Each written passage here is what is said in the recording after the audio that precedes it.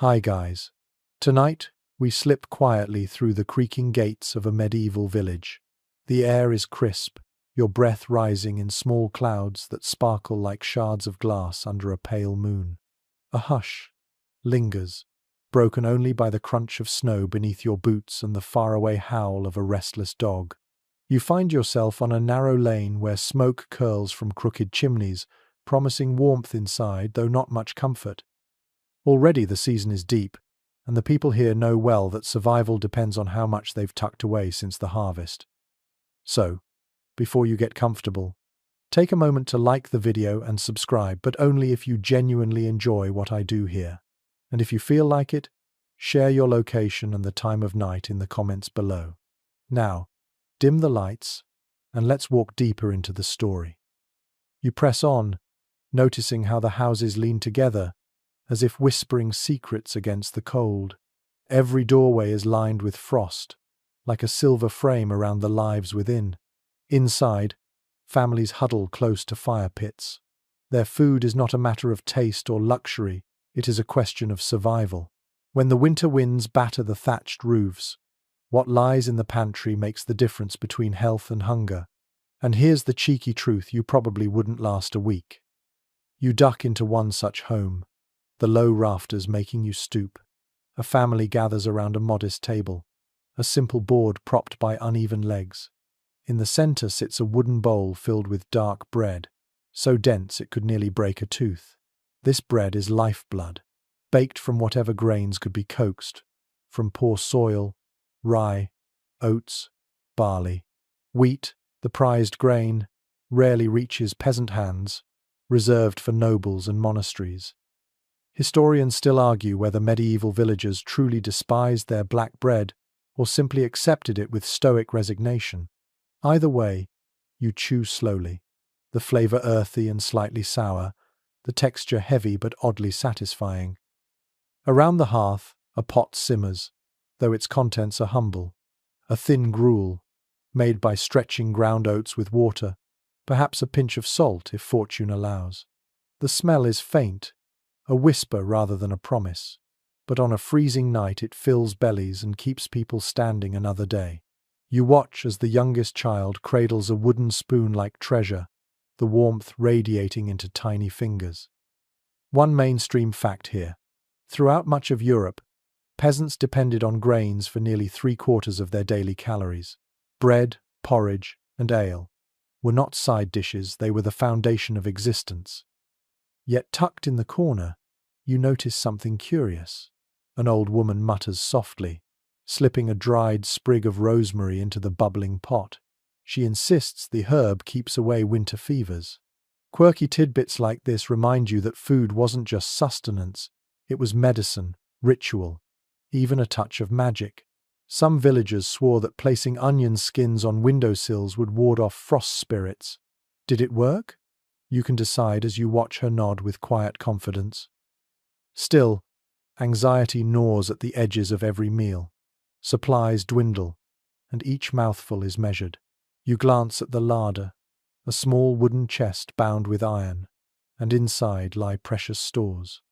A few hard cheeses wrapped in cloth, a salted ham already shrinking, bundles of leeks preserved under straw. Everything counts. A rat scurrying in the shadows is not just a nuisance, it is a thief threatening survival. You feel a chill not from the cold outside, but from the knowledge that hunger always lurks nearby. You shift closer to the fire, the crackle of burning wood like a lullaby. Children drift into sleep, their cheeks pink from the heat, while parents keep eyes open, counting in silence how many loaves remain, how many weeks until the thaw. And you, a visitor from another time, can almost hear the quiet math of survival echoing in the room. Will the bread last until spring? Will the ale barrels stretch far enough? Historians still debate how often peasants truly starved in normal winters. But what's certain is the memory of famine haunted every household, shaping habits of thrift and ritual. As you lean back, eyelids heavy, you realize the frost at the door is more than decoration. It is a constant reminder that winter tests both body and spirit. You've taken your first step into their world.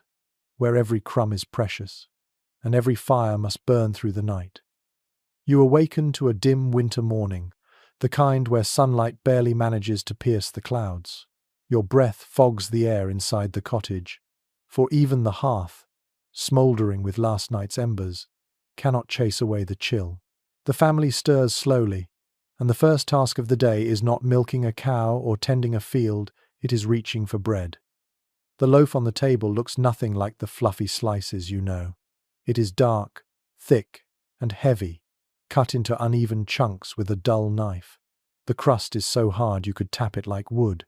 Inside, it reveals a coarse, greyish crumb flecked with bits of husk. You tear a piece, and the smell is earthy, faintly sour, and smoky from the fire where it baked. This is no luxury. This is survival. Bread dominates their diet. For peasants in medieval Europe, it made up the majority of daily calories. The grain mattered more than the garnish, and the type of bread revealed your station. Nobles dined on fine white wheat bread, light and soft, while peasants settled for rye, barley, or oat loaves, darker and denser. Historians still argue whether peasants viewed white bread as a dream worth chasing, or as tasteless compared to their hearty rye. What cannot be denied is the hierarchy of grain mirrored the hierarchy of people. You sit with the family as they bless the loaf and slice it with deliberate care. Each portion is measured, for the supply must last. They eat in silence, the sound of chewing mingling with the crackle of the fire. Butter is absent, cheese rare, and the bread is often washed down with thin ale to soften its dryness.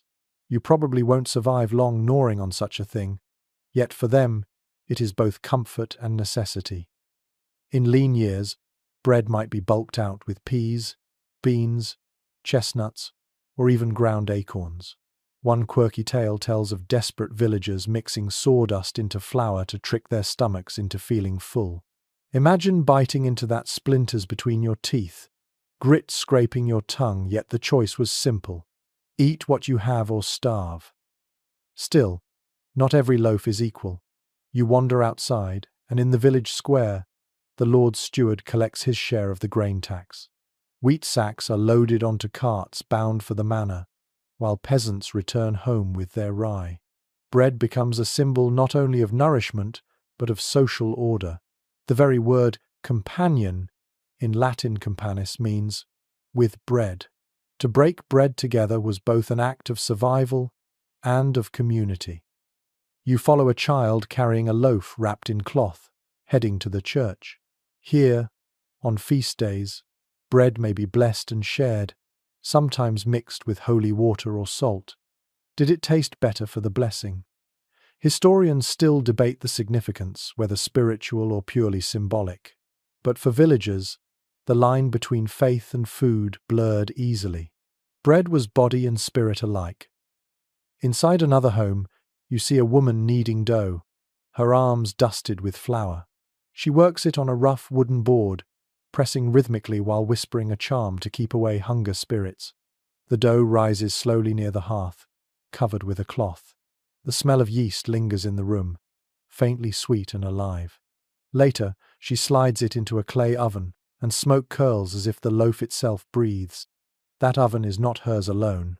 Often, the whole village shares a communal bakehouse, each family marking their bread with a symbol, crosses, initials, or simple cuts to claim it when finished. The bread emerges hard, cracked, but nourishing.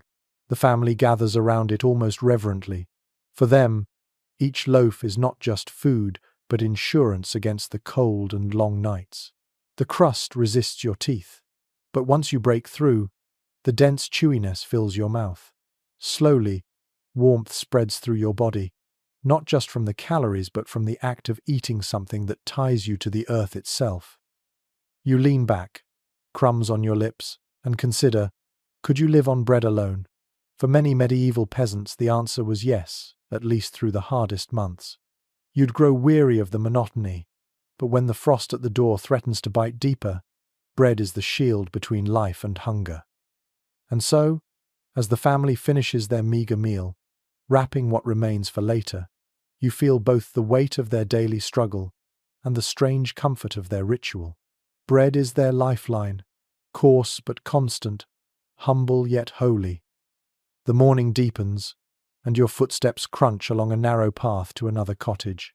Inside, the family has already shifted from bread to their second daily anchor, porridge. You watch as a mother bends over the hearth, stirring a pot that hangs on an iron hook above the flames. The mixture bubbles thickly, releasing a scent of warm grain, simple, filling, and steady. You dip the spoon and find the porridge gritty, dotted with tiny husks. Oats and barley dominate here, sometimes millet or buckwheat depending on the region. It is well documented that such gruels were the backbone of countless winter mornings, eaten not for pleasure, but for energy to face the day. With a little salt, the taste improves. With a dash of honey, it becomes almost indulgent. Without either, it remains plain but sustaining. A curious custom emerges as you watch a child sprinkle dried herbs into the pot, maybe sage, maybe parsley. Villagers believed certain greens could keep away winter coughs or drive off evil spirits that prowled when nights were long. Sometimes, small bits of stale bread were tossed into the porridge, not to waste even a crumb. Other times, ale was added instead of water, lending a faint tang. You smile at the thought, breakfast laced with beer before the day's work begins. But there's more to this humble bowl than meets the eye. Scholars remain divided on how much variety peasants truly had in their porridges. Some argue they mixed peas, beans, and roots regularly, while others believe winter meals were painfully monotonous, lacking any flourish. Whatever the truth, you can sense how repetition dulls the spirit. The family eats silently, chewing each mouthful with patient resignation, though children sometimes slurp loudly just to break the quiet. Your spoon digs deeper, and the texture thickens as the porridge cools. Imagine eating this every morning for months, each bowl nearly identical to the last. Yet in its monotony lies survival. With each bite, warmth spreads through your chest, like a soft shield against the cold gnawing outside. You close your eyes, listening to the hiss of the firewood, the scrape of wooden spoons, the low hum of voices praying the stores will last until spring. And as you finish, you realize, porridge is not just food, it is rhythm, ritual, and reassurance in a season when nothing else feels certain. You step outside again, and the cold air bites at your face. Snowflakes swirl lazily across the village lane, drifting into doorways and sticking to your cloak. A neighbor waves you inside her cottage, where a jug sits proudly at the center of the table. She pours a cloudy amber liquid into wooden cups, and the sour sweet aroma instantly curls into your nose. This is not fresh water, it is ale, the true drink of winter survival. You lift the cup, and the taste surprises you. It is weak, more like a mild grain tea than the sharp beer you know today.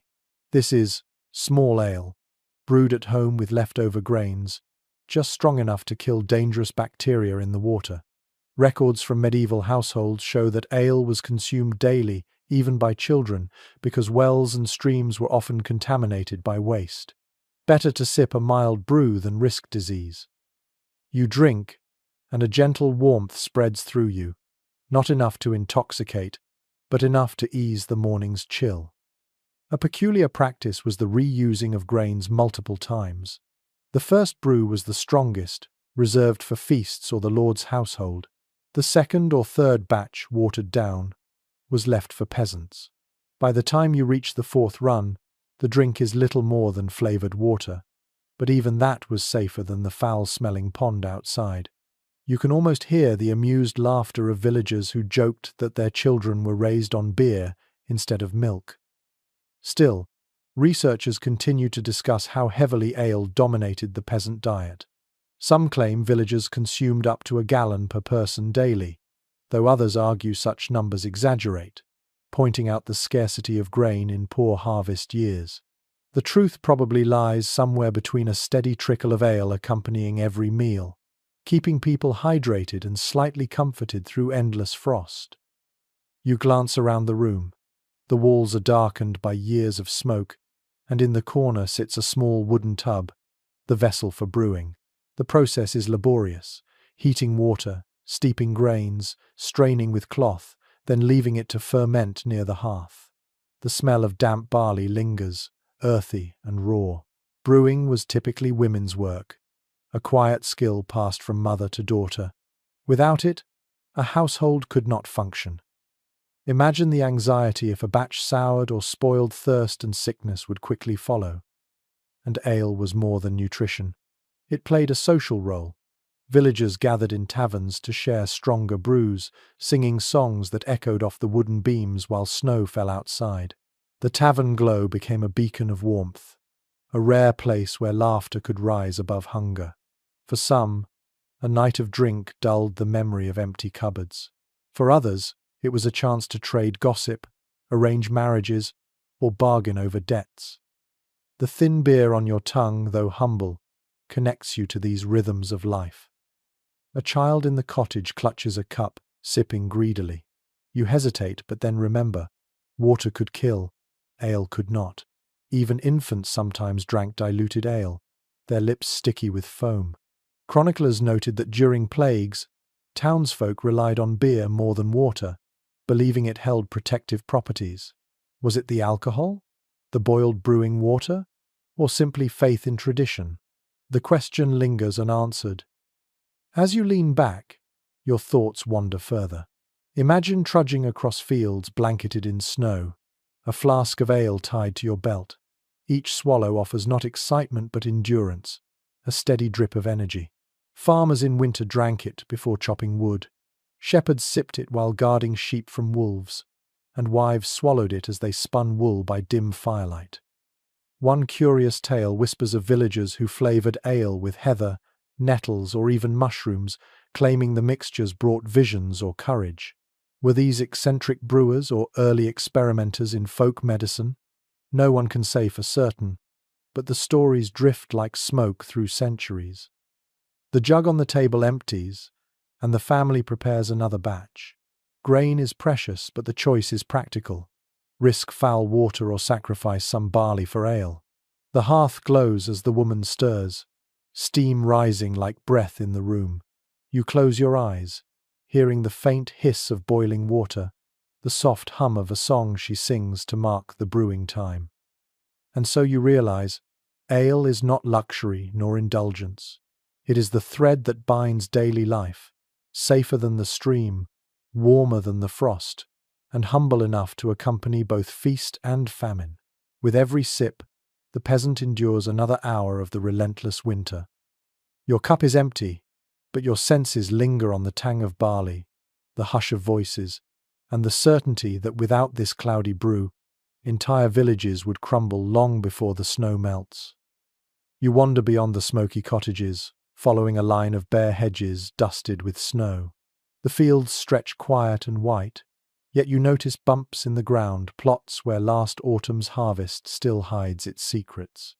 Beneath layers of straw, under overturned baskets, vegetables cling stubbornly to life. They are not glamorous crops, but they are lifelines.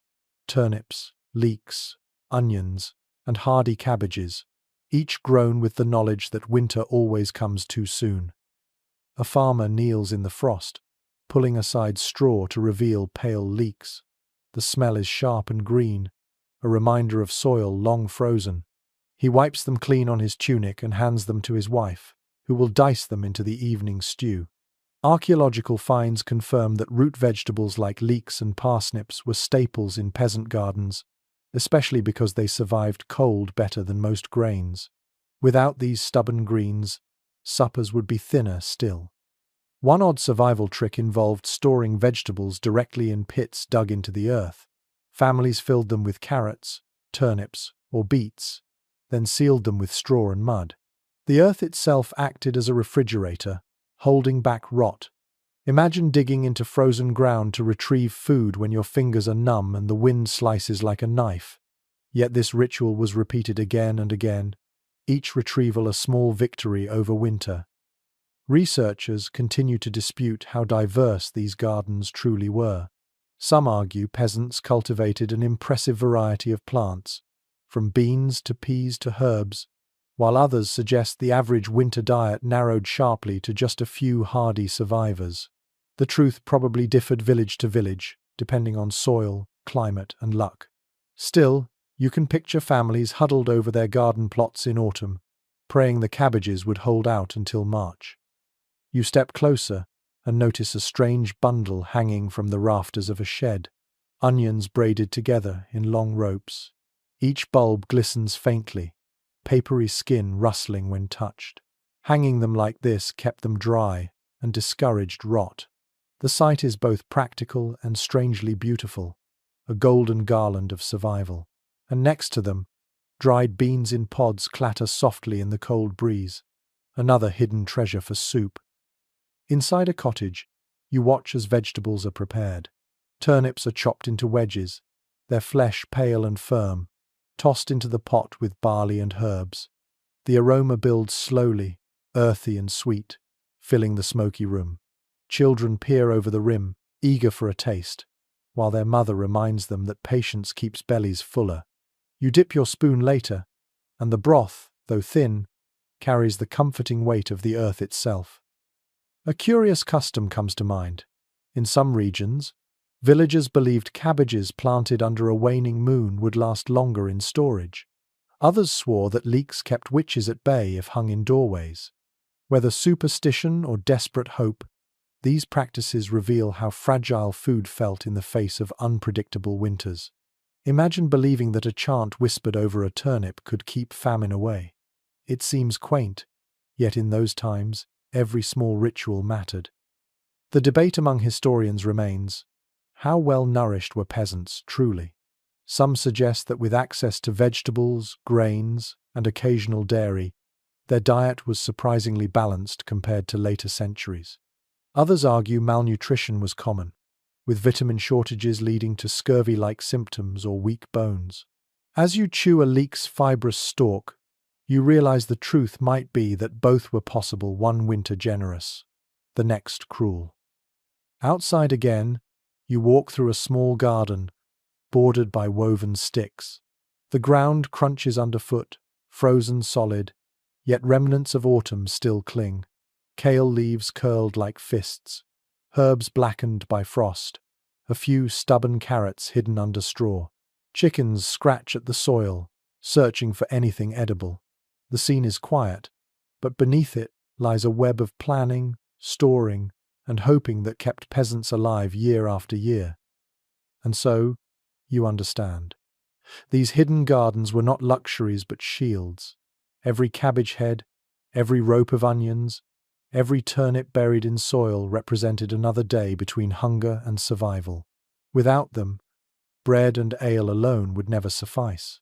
The land, even under snow, still whispered its gifts if you knew where to look, if you remembered where you buried them, if fortune smiled long enough for you to dig them back up. You breathe in the cold air, laced faintly with the smell of earth and smoke, and carry the image of those frost-guarded gardens with you. They are proof that even in the bleakest months, life insists on pushing through, leaf by stubborn leaf. You duck back into another dwelling as the snow begins to thicken. The roof creaks under the weight, and a draught sneaks through the cracks in the walls. Inside, the air is thick with the smell of wood smoke and something far more tantalizing, the unmistakable tang of salted meat. Suspended above the hearth, strips of pork and beef hang in bunches, their surfaces darkened and glistening from weeks of curing. This is not fresh meat, but it is survival embodied. The family is proud of their supply. Preserving meat was laborious and costly, yet it offered the closest thing to security through the lean months. Chronicles of manor life reveal that pigs were the cornerstone of peasant husbandry slaughtered in late autumn, when fattened by acorns and scraps, then salted and smoked to last deep into winter. The result is heavy, chewy, and sometimes unpleasantly briny, but each bite delivers the calories needed to push through frozen days. One curious image stays with you. In some villages, neighbors gathered for a ritual known as the pig killing. It was both grim and festive, a chance to share the labor of butchering while celebrating the bounty. Songs might be sung, ale poured generously, and scraps shared immediately as a feast before the real storing began. Children licked greasy fingers that night, knowing the rest of the animal would become a treasure stretched across months. Yet scholars remain divided on how often peasants truly tasted meat. Some argue that pork was a rare treat, reserved for feast days or times of slaughter, while others believe small portions appeared regularly, salted and thinned into stews. Archaeological bones suggest meat was not entirely absent, though certainly not a daily indulgence. As you watch the mother slice a strip of bacon-thin pork into a pot, it becomes clear: meat flavored meals, but never dominated them.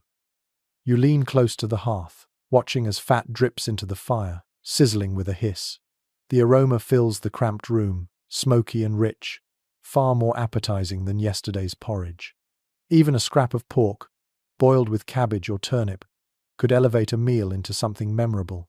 Children's eyes brighten at the sight of fat shimmering on the surface of the broth. Imagine the psychological lift knowing tonight's dinner would taste different, stronger, heartier. There were, of course, dangers. Salt was expensive, and not every household could afford the quantity needed to cure large amounts of meat. Some cut corners, leading to spoiled stores that could sicken entire families. Others stretched their supply by mixing animal fats with grains, creating pottages where the meat was more flavor than substance.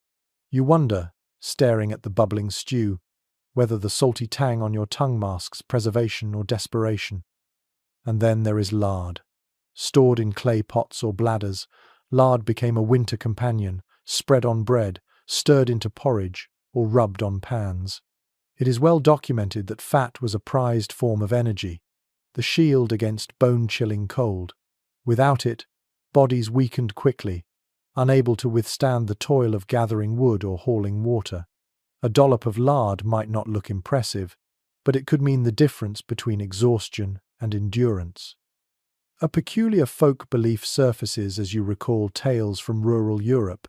Smoked hams were sometimes hung not only to preserve them, but to ward off evil spirits. Some families tied charms around their meat hooks, fearing that witches might spoil their stores. Did they truly believe a jealous neighbor could hex a ham? Perhaps. But when winter sharpened its claws, suspicion grew easily, and every safeguard mattered. The debate continues in academic circles about the balance between dairy, fish, and meat in the peasant diet. Was salted pork the true backbone, or were fish and cheese more common? Excavated middens reveal bones, shells, and potsherds, yet the proportions remain elusive. For you, seated at the hearth watching salted beef soften in the pot, the argument feels abstract. What matters is the steam rising, the anticipation of flavor after days of bland gruel. Night falls early. The family gathers, tearing bits of bread to dip into the stew. The salted meat is chewy, almost rubbery, but its richness seeps into the broth, making each spoonful hearty. A child gnaws on a knucklebone, content, while the father saves a strip of fat for tomorrow's breakfast. Nothing is wasted, not skin, not marrow, not organ. Even the pig's bladder may become a pouch, and its bristles turned into brushes. You close your eyes, savoring the faintly sweet smoke clinging to your lips, and realize how precious these stores are. Without salted pork, beef, or lard, the winter table would shrink to bread and roots alone. Meat in any form offered not only strength but morale, the sense that fortune still smiled faintly on those who planned well in autumn. And as the wind rattles the shutters, you feel grateful for the strange comfort of salt and smoke. They are, in their own way, the guardians of the peasant hearth, warding off hunger just as surely as the fire wards off frost. The wind has sharpened, rattling loose shutters and setting crows to flight. You walk along the edge of the village, where the fields dissolve into forest, and you sense another side of survival, the hunt. For most peasants, game was not meant for their hands. The law, woven tightly with privilege, guarded the forests as the hunting grounds of lords. Yet hunger does not heed law, and in the darkest winters, snares and slings emerged from hiding. You crouch beside a boy as he checks a simple trap, a loop of cord hidden under snow. Today, he is lucky. A rabbit kicks feebly, caught by its leg. The boy moves quickly, whispering a prayer as he ends the animal's struggle. Chroniclers note that hares, rabbits, and small birds often found their way into peasant stews, despite the threat of punishment. Officially, these woods belonged to the manor. Unofficially, hunger claimed them all. One curious tale lingers from the records of a Yorkshire village. A man was fined for poaching deer, but the court noted his family's children were thin as fence posts. Compassion occasionally softened justice, though often only slightly. Imagine risking a beating or worse for a hare that barely feeds one family. Yet the alternative was hunger, gnawing like a wolf at the door. Experts remain divided on how frequent such poaching was. Some believe it was a desperate rarity, pursued only when famine threatened. Others argue it was a quiet but steady undercurrent of village life, hidden beneath silence and complicity. After all, a snare leaves little trace, and neighbours often look the other way. The debate is unresolved, but you sense the truth in the boy's nervous glance. His stomach growls louder than the law's voice tonight. Inside the cottage later, the rabbit is skinned with careful hands. The smell of raw flesh mingles with smoke, sharp and metallic. Every scrap is saved meat for stew, hide for a pouch, bones for broth. The animal becomes not just food but a collection of resources, proof that nothing in this world goes to waste. You taste the stew that evening, richer than cabbage alone, faintly sweet, infused with the forest's wildness. A peculiar superstition hovers here, too. Some villagers believed eating hare brought swiftness, that a child fed rabbit meat might run faster, outrun sickness, or escape misfortune. Others whispered that deer carried sacred protection and should not be killed at all. The contradictions reflect the thin line between fear and necessity, between reverence for nature and the relentless pull of hunger. You recall how tightly the church and the crown guarded hunting rights. Royal forests stretched across England and France, where cutting wood or snaring a bird could bring severe penalties. Yet here in the shadows of the peasant village, survival reshaped the rules. No statute could silence an empty belly. The stew finishes, thickened with barley and leeks. The family gathers, bowls steaming in their hands. The father mutters, "Thanks for the forest's mercy," while the boy beams at his small triumph. You sip with them, tasting warmth that feels illicit, a borrowed gift from the woods. And you realize, hunting was not a pastime here, it was a gamble with laws, with neighbors' eyes, with the risk of starvation if the snare came up empty. Yet every rabbit, every pigeon, every squirrel snared in winter kept death one step further away. The wind outside howls, but inside, bellies are a little fuller, spirits a little lighter. The rabbit's bones clatter in the pot, simmering into broth that will last until morning. You lean back, your breath heavy with smoke and meat, and sense the fragile balance of defiance and survival.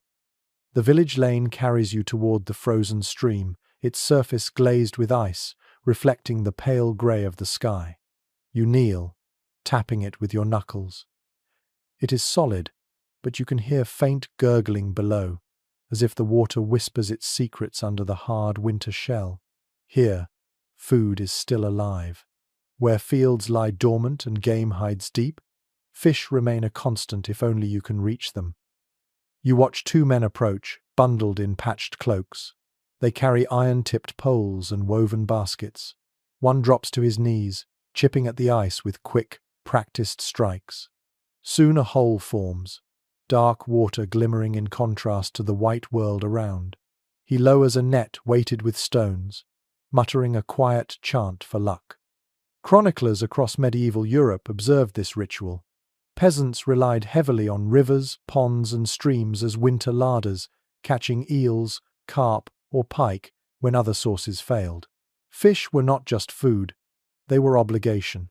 The church demanded abstinence from meat on many days, and fish filled the gap.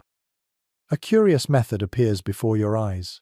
The second man lays out a long, forked stick, lowering it into the water and moving it gently side to side. Patience is the true tool here. Suddenly he strikes, and with a swift jerk pulls out a writhing eel, its body glistening in the cold air. Villagers often preserved eels in clay pots or smoked them, their fatty flesh providing much-needed calories. It may seem odd now, but eels were once considered a dependable staple, so abundant they were even paid as rent to monasteries. Researchers remain divided on how plentiful freshwater fish truly were. Some evidence suggests peasants had steady access, while other studies argue fishing rights were as tightly controlled as hunting, reserved for lords and abbeys. Perhaps both are true. Official rules forbade, but local necessity encouraged. What matters to the men before you is not parchment law, but the tug of the net in icy water. The catch grows. A carp glimmers like a dull jewel, its scales flashing briefly before landing in the basket. Smaller fish, silvery and quick, slip through hands, but some are caught. The smell of river mud clings to them. You imagine how the taste will transform once laid in a pot with leeks and herbs, boiled into soup that warms frozen bones. As you follow them back, you hear another curious tale. In some villages, it was said that fish pulled from under ice carried protective powers, guarding households from famine. Families sometimes hung dried fish above doors as charms. Were these superstitions or gestures of gratitude? Perhaps both. The river was fickle, yet miraculous. Inside the cottage, preparations begin. The women clean the fish with practiced strokes, scales scattering like frost across the table. Guts are set aside for animal feed, bones for broth. Nothing is wasted. Soon, a pot bubbles with fish stew, thickened with barley and flavored with onion. The aroma is pungent, earthy. Not delicate like a feast at a noble's table, but strong enough to fill the air with promise. It is well documented that during Lent and on Fridays, fish became the central dish for nearly everyone, regardless of class. For peasants, this meant rivers and ponds were not luxuries but obligations. Imagine the pressure of knowing your household must find fish weekly, even when nets come up empty. Families improvised, stretching salted herring imported from the coast or boiling bones into thin broths. The flavor might be weak, but the ritual mattered as much as the sustenance. You taste the stew now. The broth is salty, the fish tender but riddled with bones. You spit one out, amused at the small annoyance. While the children giggle, they have learned to swallow carefully, biting gently to avoid sharp splinters. The warmth spreads through you, and for a moment the chill outside feels far away. One peculiar survival trick surfaces in your thoughts. In some northern regions, villagers buried barrels of fish in snowbanks to ferment.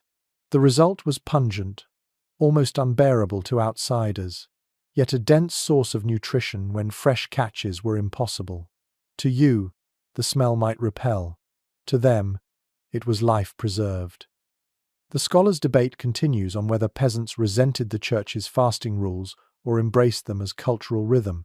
Did fish become monotonous duty, or did it add valued variety to their diet? You watch as the family savors each spoonful of eel-laced broth, their eyes closed as if tasting something rare. For them tonight, fish is not burden but blessing. Later, as the bowls empty and bones clatter in the pot, you walk outside once more. The stream gurgles under its frozen skin, still hiding abundance. You hear the echo of nets splashing, poles striking, and voices rising in hope. Winter is long, but the river remains alive, whispering that beneath the ice, life always swims onward. And in that whisper lies the peasant's faith. As long as water flows, hunger may be delayed another day. The snowdrifts soften as you approach another homestead, and before you even step inside, you catch a faint, tangy aroma. It is not the smoke of burning wood or the sharpness of onions, it is cheese, resting patiently in the cool corners of the cottage. Hard wheels wrapped in cloth, small rounds tucked in baskets, and soft curds stored in pots, all whisper of preservation and endurance. You lean down to inspect one wheel. Its rind is mottled, rough beneath your fingers. When cut, the inside reveals a pale ivory crumb, firm and dry. Chroniclers of monastic life noted that monasteries produced great quantities of cheese, often trading or selling it to nearby villages, and peasants too made their own when cows or goats allowed. For households lucky enough to keep animals, cheese was a winter blessing, its proteins and fats steady companions when fresh milk vanished in the cold. A curious detail catches your attention. In some places, villagers stored their cheese in ash or wrapped it in nettles, believing this preserved both flavor and fortune. Others rubbed the rind with herbs or salt to ward off mold. Imagine lifting the lid of a clay jar and finding the scent of thyme clinging faintly to the wheel within it. Not just food, but protection layered carefully over each bite. There is ongoing discussion among food historians about how central dairy truly was to peasant diets. Some argue that milk was often sold to markets or owed to lords as rent, leaving families with little to spare. Others counter that goats and sheep, being hardy, ensured at least modest supplies of curds and butter throughout the year. The truth likely varied from valley to valley, depending on herds, climate, and obligations. For this family, judging by the neat stack of rounds, cheese was clearly a lifeline. You watch as the father cuts thin slices, placing them carefully atop hunks of rye bread. The cheese is sharp, almost nutty, its tang cutting through the dense bread's heaviness. Children chew with solemn focus, as though each bite is both nourishment and ritual. Cheese is not squandered, it is rationed, measured, made to stretch. A thick slice today might mean none tomorrow. The process of making it fascinates you, the mother explains, her hands miming the steps. Milk warmed by the hearth, rennet stirred in, curds cut and pressed, whey drained away. The whey, thin and pale, is never wasted. It feeds pigs or enriches stews. Every part of the milk is transformed. The curds are pressed into molds, salted, and set to age in the coolest corner of the cottage. The children peek often, impatient for the day the rind hardens and the cheese becomes itself. It is well recorded that in harsher winters, dried curds were ground into powder, then stirred into porridge or soups, turning thin meals into heartier fare. You taste such a mixture now, and though the flavor is faint, it enriches the dish like sunlight slipping through grey clouds. It gives strength, invisible but real. Another peculiar belief surfaces in your memory.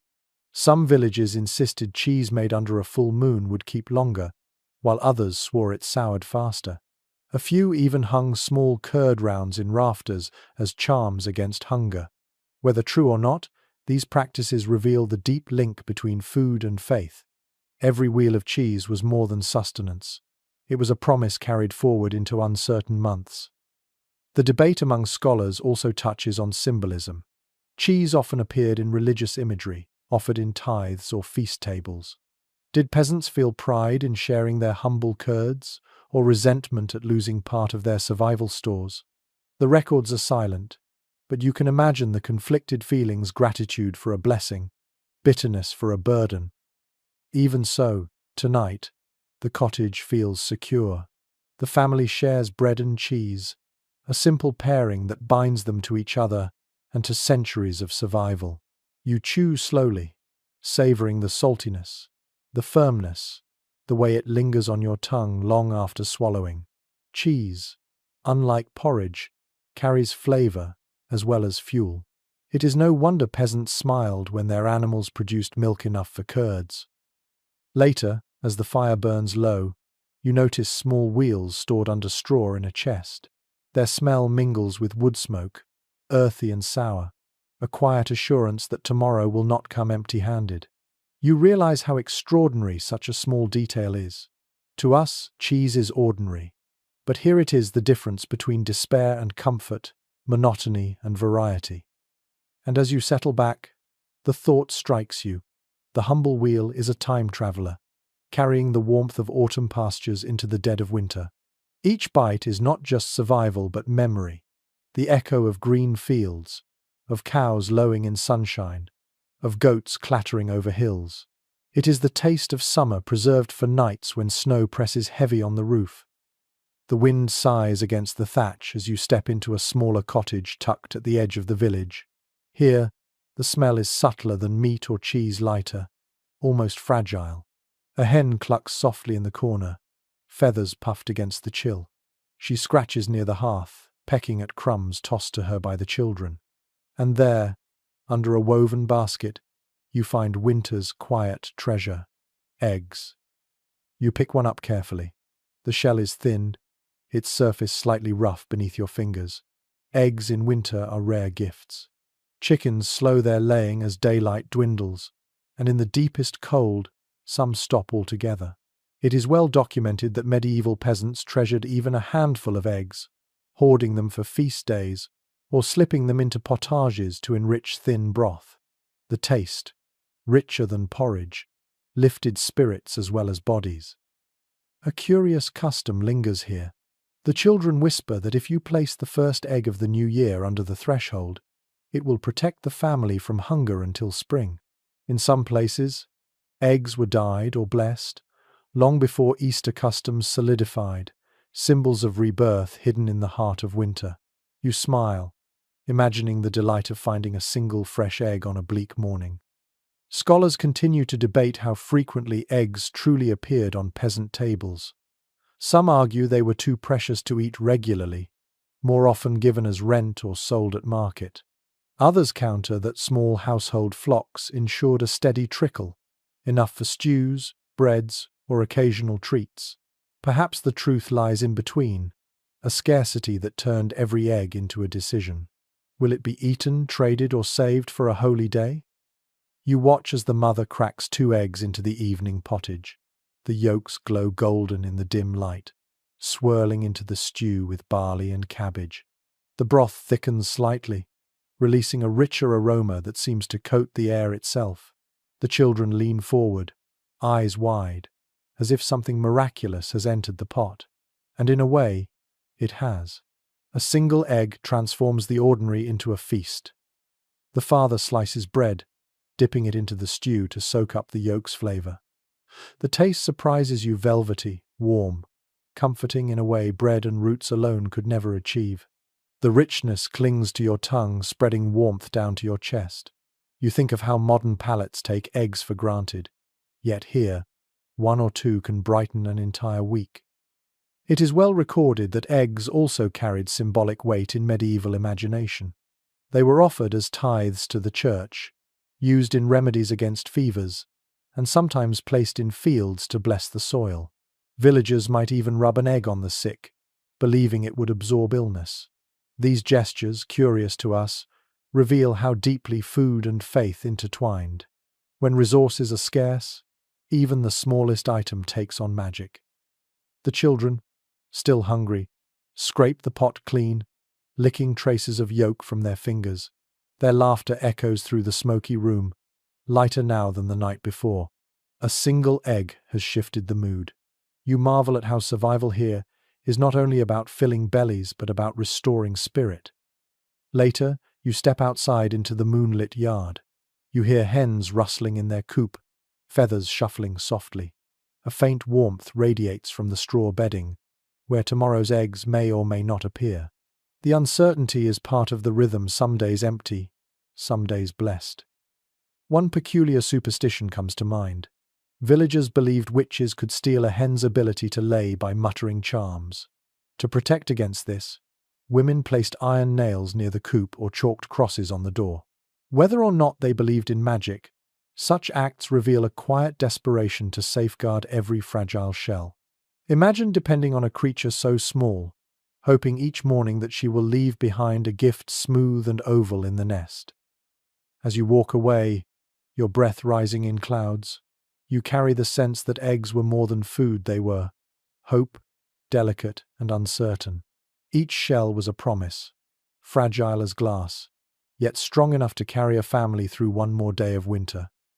And in that promise, you hear the whisper of endurance, not grand feasts, not lavish banquets, but the simple crack of an egg against a clay pot, the hiss as yolk meets broth, and the quiet joy of children tasting something golden on the darkest of nights. The path between cottages narrows, snow packed firm by countless boots. You duck into a larger home this time, where the air feels heavier, laden with the scent of fat. Not the fresh aroma of roasting meat, but the lingering smell of butter and lard stored carefully for the season. These two, pale and unassuming, are as important as bread or porridge. They carry the weight of survival in ways you might not expect. You glance at the table, where clay pots line the edge, each sealed with cloth and string. Inside glimmers pale butter, hard from the cold, its surface flecked with bits of straw from storage. Beside it rests a darker, creamier lard, spooned into a jar months ago during the autumn slaughter. Archaeological traces of fat-storing vessels confirm how common these practices were. Peasants depended on fat not only for calories but also for flavor in otherwise bland meals. One curious method involved storing butter in brine or burying it in bogs to preserve it for months. Imagine digging into the earth to pull up a lump of butter still usable after a whole season underground. Some even believed bog butter gained a deeper flavor, though to modern taste buds it might seem more earthy than appetizing. Still, the ingenuity shines. When survival is the goal, nothing is too odd. Researchers remain divided about just how often peasants truly enjoyed butter. In some regions, lords claimed rights to dairy, forcing families to hand over their best churnings. In others, especially in northern Europe, butter was abundant enough to be eaten daily. Lard, at least, was more certain. Every pig yielded fat, and every household treasured the white jars of it as if they were gold. You can sense the comfort it gave, an invisible shield of energy against long days of labor in frozen fields. You sit by the hearth as the mother slices a loaf of rye bread. She spreads a thin smear of butter, pale and stiff, across the crust. The taste is simple but profound. The bread softens, the flavor deepens, and suddenly the meal feels fuller. Even a small amount transforms survival food into something closer to joy. Children squabble for their share, dipping fingers into the pot when the parents look away, their lips shiny with fat. It is well recorded that lard served as the foundation for countless stews and porridges. A dollop melted into boiling barley changed everything. What might otherwise taste watery and thin became hearty, clinging to the spoon, filling bellies longer. You try it yourself, watching the fat dissolve into broth, and the aroma swells instantly richer. A flicker of hope rises in the smoky room as bowls are passed around. A peculiar folk practice emerges in your mind. In some villages, butter was thought to carry protective powers. Families smeared it on doorposts at New Year's to bless the household, or rubbed it on cattle horns to keep them healthy. Some even left small lumps at crossroads as offerings to wandering spirits. It seems strange to imagine wasting such precious food on ritual, but when fear and faith run side by side, even fat becomes sacred. The family you watch now tends their lard carefully, scraping it only as needed. A clay pot is opened, the surface smooth and white. The father spoons a lump into a pan, where it sizzles, spitting tiny sparks. The smell fills the room with promise. Soon, cabbage and onions fry in the lard, the aroma spreading like a curtain of warmth. The sound of sizzling is hypnotic, a rhythm that speaks of survival and of comfort. Some experts suggest that diets heavy in lard and butter gave peasants the endurance to perform hard labor, though others argue it led to health problems in the long term. The evidence is mixed. Bones show both strength and signs of malnutrition, hinting that while fat provided fuel, it could not solve every deficiency. Still, in this cottage, you can see the strength it gives. Cheeks flush with warmth, laughter rises, and for one night at least, hunger is quieted. Later, when the bowls are scraped clean, the children lick spoons with delight. Their mother wipes the pots and seals the jars again, tucking them into cool corners, hidden from rodents. Each jar is a promise of another meal, another day survived. You think of the modern refrigerator, and then of this cold, smoky room, where clay and straw perform the same miracle with less certainty. The debate among historians continues on whether butter was luxury or staple. But as you wipe fat from your lips, you know the answer here. For these villagers, it is both. It is the difference between monotony and flavor, between exhaustion and endurance. It is a lifeline made visible in every glistening spoonful. And so, as you settle by the fire, the smell of fried cabbage lingering in your hair, you realize winter survival is not only about grain or meat. It is also about what melts into the pot, what coats the bread, what lingers on your lips long after the meal. Butter and lard may seem humble, but in this season, they are wealth measured not in coins, but in calories. The snow has eased by morning, and the air carries a faint crispness, cleaner now that the storm has passed. As you wander toward the village's edge, a new scent draws you in, sweet, rich, and golden. Inside a modest cottage, a family gathers around something extraordinary, a small clay pot filled with honey. In a world where sugar has not yet found its way into daily life, honey is the rare treasure that sweetens both meals and moods. You lean close, and the pot glows faintly in the dim firelight, its sticky contents glimmering like captured sunlight. Records from medieval accounts confirm that honey was the primary sweetener available to peasants before imported sugar became accessible centuries later. Bees were both cherished and feared, their hives carefully tended in wicker skeps or hollowed logs. Villagers risked stings and smoke to harvest the thick amber liquid, knowing it brought joy unlike anything else in winter's monotony. A curious custom takes place before your eyes. The father dips a wooden spoon into the pot and drizzles a thin stream onto bread, passing it reverently to the youngest child. The child licks slowly, savoring the sticky sweetness with wide eyes, as though tasting magic itself. In some regions, parents would give honey to infants to quiet them, believing it soothed not only the body but the soul. To you, it feels indulgent. To them, it is a memory of summer stored in a jar. Scholarly debate persists over how common honey truly was in peasant diets. Some argue that beekeeping was widespread, with even poor households maintaining a hive or two. Others contend that much of the honey was owed as rent or tribute to lords and monasteries, leaving little for villagers themselves. Perhaps, like so many other foods, its presence varied, plentiful in some regions, rare and coveted in others. Still, in this cottage, honey clearly shines as a seasonal delight, brought out sparingly to brighten the hardest months. The mother now stirs a spoonful into a steaming bowl of porridge. The smell shifts instantly, earthy oats transformed into something fragrant and inviting. You take a bite and marvel at the difference. Sweetness softens the coarse texture, making it feel less like survival and more like comfort. It is no wonder that honey often featured in festival meals, drizzled over breads or mixed into ale. Even a drop changes the entire tone of the table. It is well documented that honey was also medicine. Medieval herbals praise it as a cure for sore throats, wounds, and fevers. Mixed with garlic, it became a rustic remedy for coughs. Combined with herbs, it soothed burns or cuts. You imagine villagers carefully rationing not just for taste but for healing, holding the jar as both pantry and apothecary. Another peculiar belief surfaces from folk tradition. Bees themselves were thought to embody luck and order. Families whispered news of births, deaths, and marriages to their hives, fearing disaster if the bees were kept in the dark.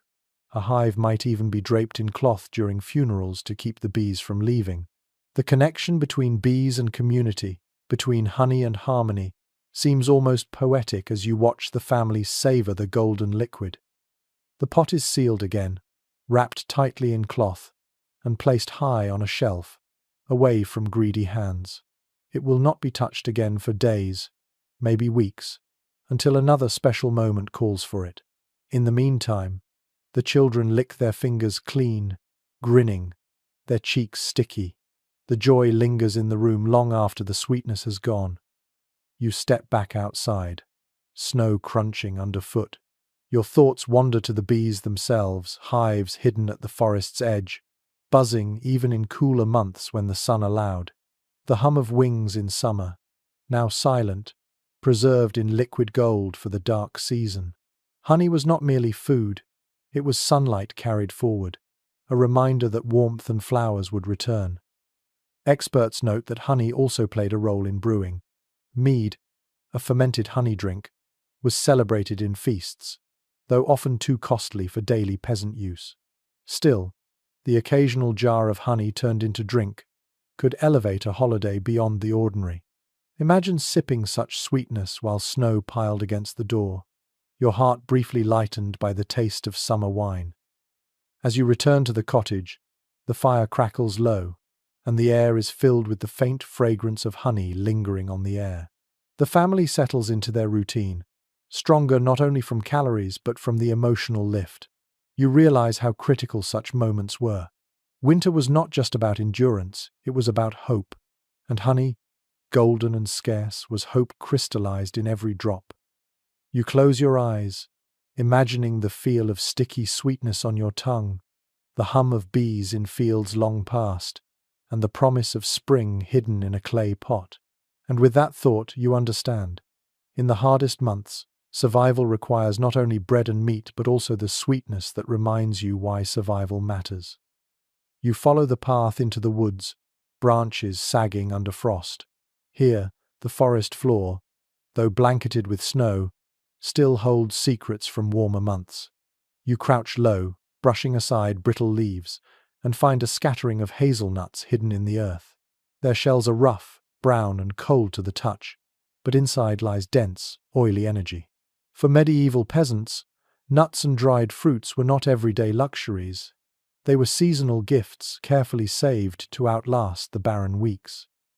It is recorded in household accounts that peasants often gathered hazelnuts, acorns, and chestnuts in autumn, storing them in sacks or burying them in dry pits.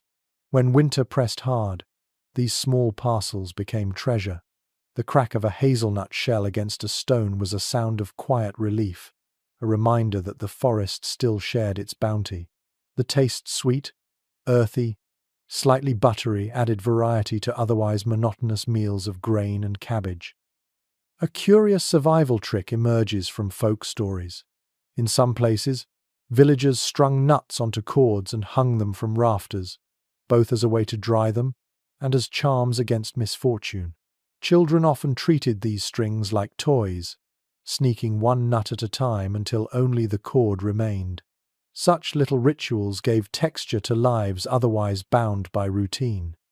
Experts continue to dispute how often dried fruits, like sloes or crabapples, supplemented peasant diets. Some argue they were rare, since drying required time and fuel, resources always stretched thin. Others suggest that wild berries, dried by sun or hearth, were common enough to offer bursts of sweetness in stews or breads. Archaeological finds of berry seeds in latrine pits lend some weight to the latter. But the truth is elusive. Did villagers eat them regularly, or were they occasional sparks of joy? The debate hums on, like the buzzing of bees around summer bushes. In one cottage, you watch a woman crack hazelnuts with a stone, dropping kernels into a pot of boiling porridge. The aroma shifts instantly, nutty and warm, blending with the grain's earthiness. The children lean close, eager for their share, while the father sprinkles in a few dried crabapples, shriveled but still tangy. The stew, once plain, now carries hints of sweetness and crunch. You taste it and feel a small thrill, so little added, yet the effect is immense. It is well documented that in times of scarcity, villagers turned to acorns, leaching them in water to draw out bitterness before grinding them into flour. The process was laborious, and the taste left much to be desired. Yet acorn bread could keep hunger at bay. You imagine the smoky smell of acorn loaves baking in the communal oven, the texture coarse, the flavor sharp, but filling nonetheless. One peculiar belief whispers in your mind. Some villagers thought hazelnuts carried wisdom, that eating them sharpened the mind or even granted visions. Tales from Ireland spoke of salmon who ate hazelnuts and became wise, their flesh infused with knowledge. Did peasants chuckle at such legends as they cracked shells by the fire, or did they secretly hope a handful might lend clarity in dark times? You wander deeper into the woods, where birds flit between bare branches. Here, berries cling stubbornly, shriveled but edible. You pluck a handful of sloes, their skins tough, their flesh sour. Dried properly in autumn, they would have been added to pies or boiled into syrups. Tonight, they sting your tongue, yet you sense the comfort they offered colour and flavour against winter's pale palate. Scholars note that dried fruits also carried medicinal uses. Rose hips, rich in vitamin C, were boiled into tonics against scurvy-like illnesses. Whether villagers understood the science is doubtful, but they believed in the healing warmth of such brews. Imagine sipping a steaming cup of berry infusion while the snow howls outside, each swallow a thread tying you back to summer fields. In another home, you see a sack of walnuts, their shells darker, harder to crack. The father works patiently, hammering them open, while the children nibble the soft kernels. Their fingers glisten with oil, and they laugh, wiping them on their tunics. For a brief moment, the winter feels lighter. Nuts may not last forever, but while they do, they turn monotony into festivity. The debate still lingers. Were nuts and berries marginal to survival or quietly essential? You suspect the truth lies in their dual role. They did not provide the bulk of calories that was bread and porridge's burden, but they added hope, joy, and variety, softening the sharp edge of hunger. Sometimes survival is not only about fuel, but about keeping despair at bay. As the fire burns low, you close your eyes and imagine the crunch of hazelnuts, the tartness of dried sloes, the sticky sweetness of crab apples. These are not banquets. They are footnotes in the winter diet. Yet in those footnotes lies humanity, the impulse to savour, to delight, even in hardship. You rise, leaving the cottage as the wind rattles bare branches outside. Somewhere beneath the snow, roots hold tight, and stored nuts wait patiently. And you realize, winter survival is a story written not only in loaves and hams, but also in the small, overlooked treasures that slip quietly into bowls, brightening the long march towards spring. The snow crunches beneath your boots as you return to the heart of the village, where smoke from dozens of chimneys curls upward in pale grey ribbons. You enter another cottage, and the first thing that greets you is a fragrance both sharp and soothing. Herbs simmering in a pot. Not the grand spices of far-off markets, those belong to lords and merchants, but the humble greenery of the cottage garden. On the table rests a bundle of dried stalks tied with twine, thyme, parsley, dill, and wild garlic, all gathered months ago and now crumbling but still fragrant. It is well documented that peasants relied on such herbs not only to season otherwise bland dishes, but also to heal wounds, calm fevers, and ease winter's coughs. The smell rising from the cauldron is proof enough. Simple barley stew transformed into something more complex, something almost luxurious, by a handful of herbs tossed in at the right moment.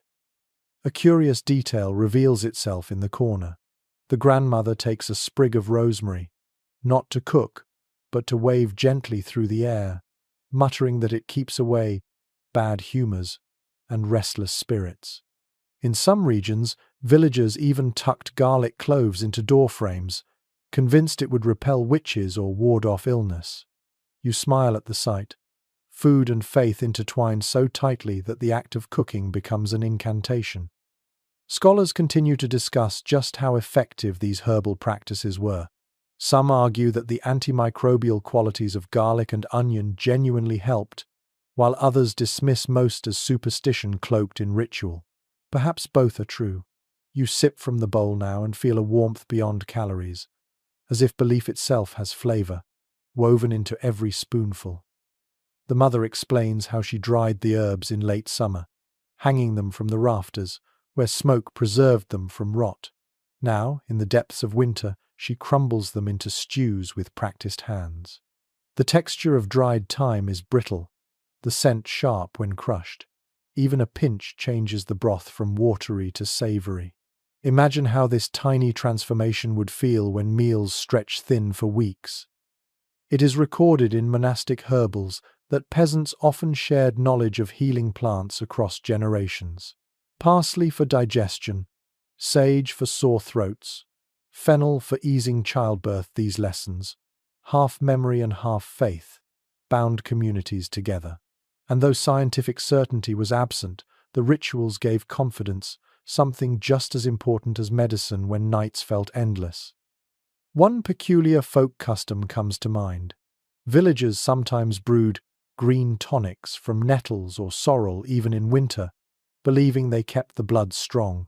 Children were coaxed to sip the bitter liquid, their faces scrunched but their mothers reassured. The nettle sting faded in boiling water, leaving behind an earthy taste that symbolized health itself. You look again at the pot on the hearth. Barley bubbles at the bottom, cabbage floats at the surface, and in between herbs drift like green sparks. The broth is alive with scent-sharp parsley, sweet dill, pungent garlic. The family leans close, inhaling before they even taste. Flavor here is as important as fuel. Without it, the monotony of winter eating dulls the spirit. With it, even a thin meal feels renewed. Debate lingers among historians about whether peasants had access to imported spices at all. A few rare records mention pepper or cinnamon appearing in villages, usually smuggled or gifted. But for most, herbs were the true flavor of life, rooted in their own soil, and you sense how this reality shaped their palate. Sharp, earthy, pungent, tied directly to the land beneath their feet. You dip your spoon once more. The taste is humble yet layered, a chorus of green notes against the backdrop of grain. The warmth fills your body, and you exhale, realizing how much comfort can come from a handful of dried leaves. The children laugh softly, dipping bread into the broth, their lips shiny with steam. For a moment, the cottage feels less like a battleground against cold and more like a sanctuary of flavor and faith.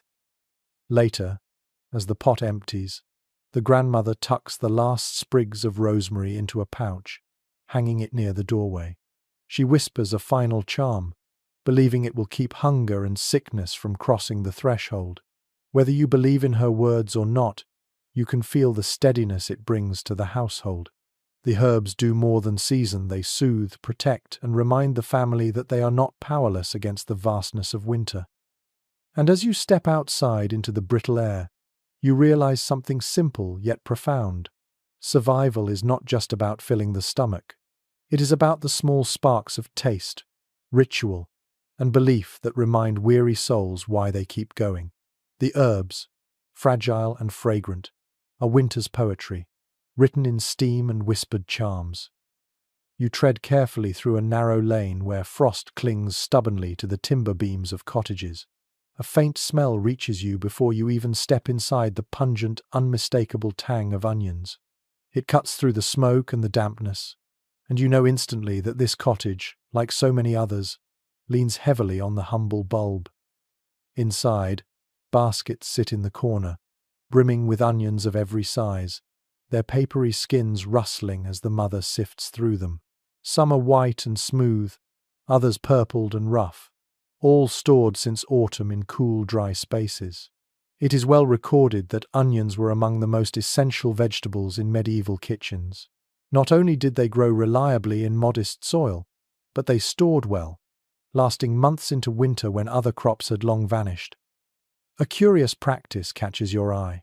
The grandmother peels an onion, not for cooking but to rub across the threshold of the door.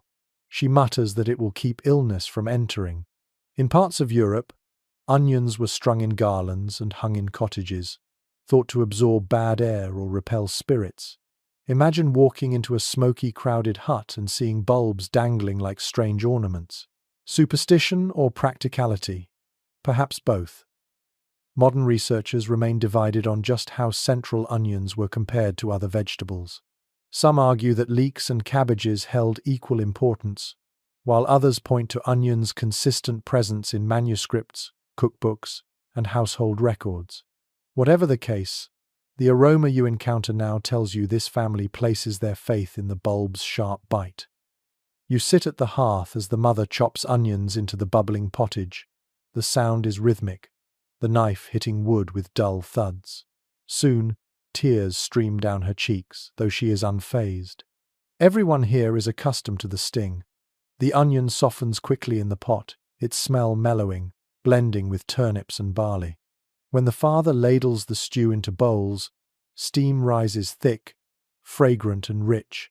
You taste it sweet at first, then sharp, filling your mouth with layers of flavor.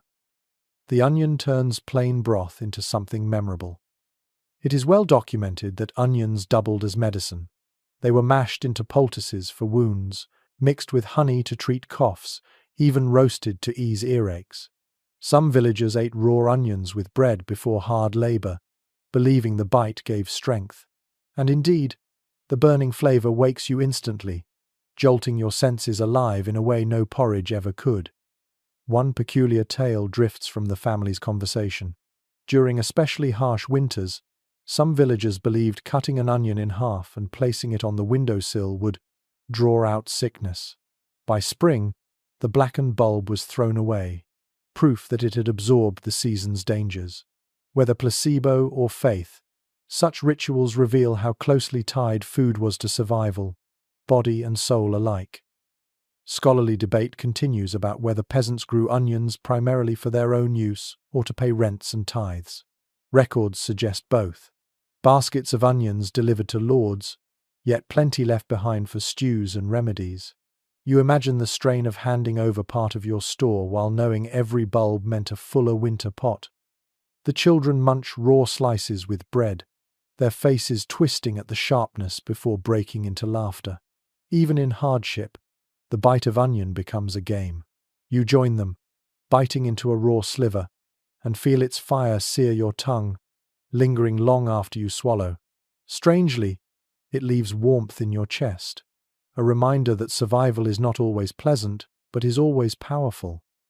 As the night deepens, the baskets are covered again with cloth, their precious cargo tucked away. You notice a string of onions hanging near the rafters, swaying gently in the draught, and you realize they are more than food. They are guardians, flavor makers, healers, and symbols. And so you step back into the frost, the tang still clinging to your lips. You carry the knowledge that peasants leaned on the onion as both shield and sustenance.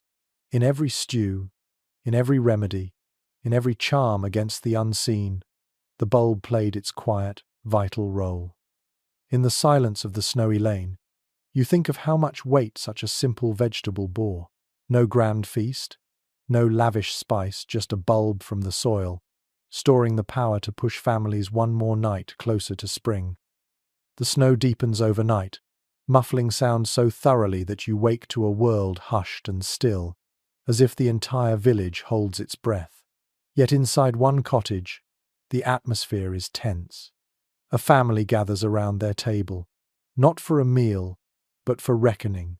A sack of grain, half empty, sits open, and the father's brow creases as he runs his hands through the dwindling kernels. The look on his face is familiar fear of shortage. It is recorded again and again in manorial rolls and local chronicles. Grain was the backbone of medieval life. Barley, rye, and oats formed the daily bread, but they were also fragile. A wet summer could rot the harvest. A cold snap could stunt it. The line between sufficiency and disaster was thin. The family you watch now knows this too well. Each scoop from the sack is a calculation, each loaf a gamble. A curious coping trick surfaces here. Some villagers stretched flour by adding peas, beans, or even ground-up weeds into their bread. In desperate times, chestnuts or acorns found their way into the mix. These loaves were coarse, bitter, sometimes barely edible, but they filled bellies. Imagine chewing bread so tough it cracked your teeth, yet feeling grateful it existed at all. Hunger does not ask for taste, it demands endurance. Scholars continue to debate how frequent true shortages were in the so-called normal years. Some argue that most villages, barring disaster, managed to feed themselves, albeit modestly. Others counter with records of frequent dearths, when prices skyrocketed and riots flared in towns. Archaeological findings of malnourished skeletons lend support to the darker view. The truth may lie in cycles: plenty one year, hunger the next, each winter tinged with uncertainty. You watch as the mother carefully measures grain into a small wooden bowl, her hands steady but her eyes heavy. She pours it into the millstone, and the rhythmic grinding begins. The sound is steady, almost hypnotic, like a heartbeat echoing through the room. Flour dust floats into the air, catching in the children's hair, making them look like snow itself has followed them indoors. The resulting flour is dark, speckled with husk. There will be no soft white loaves here. Those are reserved for nobility and monasteries. Instead, the bread will be dense, almost stone-like, nourishing but plain. The father sighs, knowing there are still months until fields turn green again. He mutters that the sack may not last. His voice is low, but the children hear, and their laughter dims. It is well documented that medieval villagers often feared not the cold itself, but the failure of grain. Grain was not only food, but also currency, rent, and tithe. When a lord demanded his share, it meant less bread for the table. When a church required offerings, families gave even from shrinking stores. Grain shortages, therefore, were more than empty stomachs. They were crises of obligation. One peculiar superstition comes to mind. In some villages, people placed a kernel of grain on the windowsill, believing it would multiply by spring. Others carried a pouch of seed under their clothes, as if proximity to the body's warmth might coax abundance. Such gestures may sound naive, yet they reveal the desperation of people who lived at the mercy of weather and fate. You dip a slice of today's bread into the stew and taste it. The texture is dense, almost gummy, with a sour tang from the rye. It fills you, but it does not comfort you. Eating it feels like swallowing a reminder of limits. Yet to the family, it is lifeblood, even if each slice is thinner than the last. Experts also point to the psychological toll of shortages. Imagine the dread of watching sacks shrink, of calculating whether to eat well now or starve later. In one recorded famine, parents reduced their own portions to feed children, sometimes collapsing from weakness. The weight of such decisions lingers silently in this cottage, as the father counts kernels with his eyes. The debate among scholars continues about how villagers mitigated these crises. Did communities pool their resources, or did each family fend alone? Records suggest both. Some villages shared through custom, others fractured under strain. Tonight, you sense both possibilities. The family guards its grain closely, yet they whisper of neighbors worse off, and you wonder if sharing will come. As the bread cools, the family breaks it into equal portions. The children chew slowly, savoring each bite, while the parents remain quiet. The air is thick with more than smoke. It carries the weight of calculation, of fear not spoken aloud. You step outside into the frozen silence. The fields lie empty under snow, hiding the soil that will decide next year's fate. You realize that winter is not only about what peasants eat now, but also about what they fear they will not eat later. Hunger is not just absence, it is anticipation, gnawing months ahead of time. And as the moon glimmers over the frozen ridges, you hear the whisper of countless winters past, the rustle of empty sacks, the grind of weary millstones, the prayers murmured over fields that may or may not forgive. The air grows colder, as if the village itself sinks deeper into silence. You walk past shuttered windows, dim candlelight flickering behind them, and you feel a heaviness that has nothing to do with snow. Inside one of the cottages, you find a group huddled together, not over a meal, but over memories. Their voices are low, solemn, recounting winters past when the grain sacks ran dry and the word on everyone's lips was famine. It is well recorded that Europe endured repeated waves of hunger during the Middle Ages. The Great Famine of 1315, 1317 stands out most vividly, when unrelenting rains ruined harvests across much of the continent. Crops rotted in fields, livestock perished in mud, and entire villages watched their food vanish. Contemporary chronicles describe people eating cats, dogs, and in desperate whispers, worse. Though centuries have passed, the memory of such winters lingered in peasant folklore for generations, shaping fears like shadows cast on every hearth. One curious tale surfaces as you listen. An old woman recalls how her grandmother once mixed ground bark into flour, creating loaves that were barely edible but kept families alive. Others mention gnawing on boiled nettle stems, chewing roots dug hastily from frozen ground. These stories are half legend, half memory, but they remind you how elastic human ingenuity becomes when pressed against starvation. Scholars remain divided on the exact death tolls of medieval famines. Some argue that mortality was catastrophic, wiping out entire regions. Others insist many communities managed to endure with resilience, if not without scars.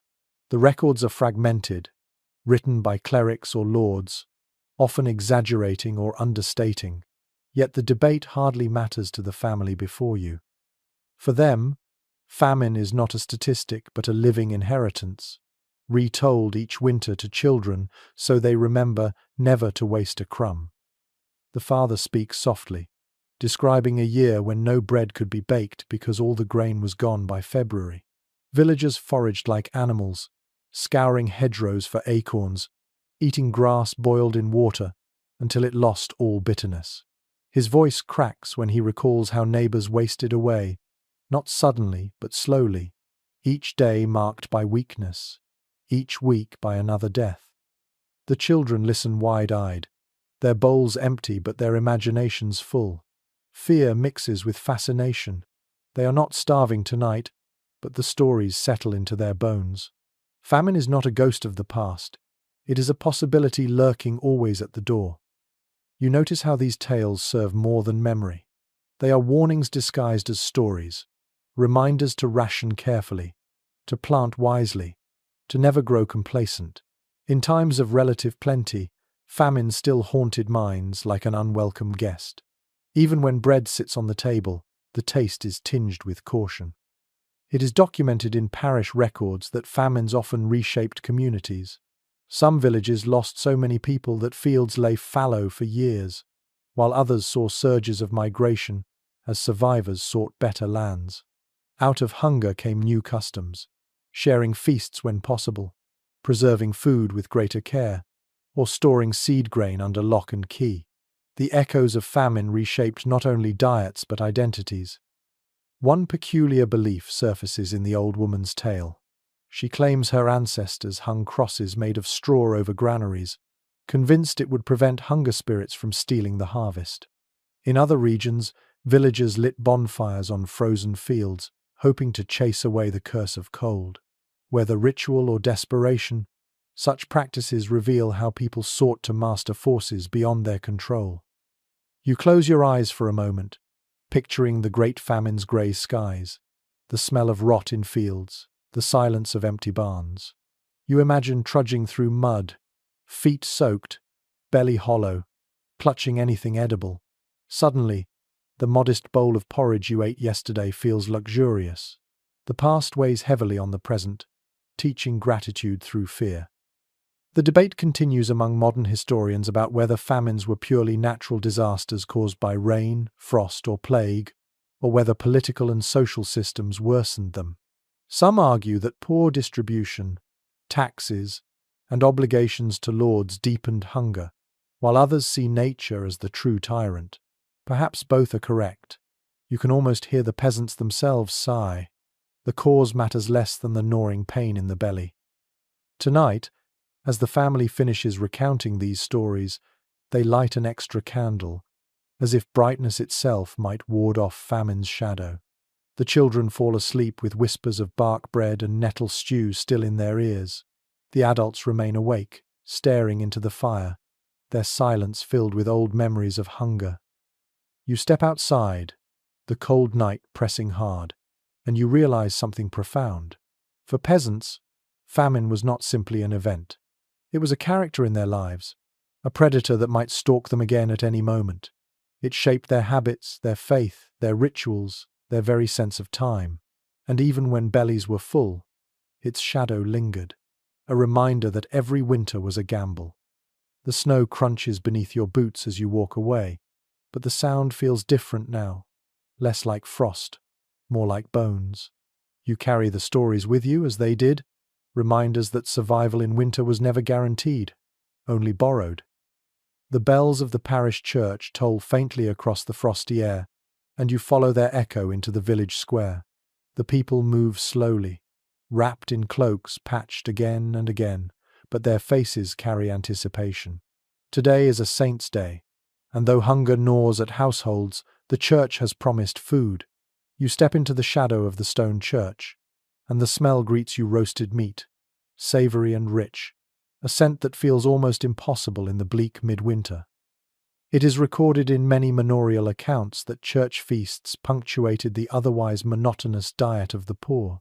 While lords and abbeys consumed lavishly, peasants were invited on holy days to share the leftovers. Meat from cattle, sheep, or pigs, often slaughtered as offerings or for ritual, found its way to common tables. For villagers, these feasts were not only spiritual obligations but material relief, moments when hunger gave way to abundance. A curious scene unfolds before your eyes. Children press eagerly against the trestle tables, waiting for their portion of beef dripping with fat. A priest blesses the food, sprinkling holy water, before slicing portions onto rough trenches of bread. Some families cross themselves before eating, whispering gratitude that today, for once, their meal carries flavor and fullness.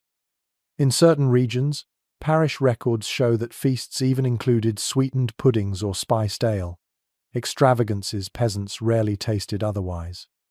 Experts continue to argue about how generous these church feasts truly were. Some historians suggest that abbeys used them as acts of charity and community, giving meaningful relief in times of need.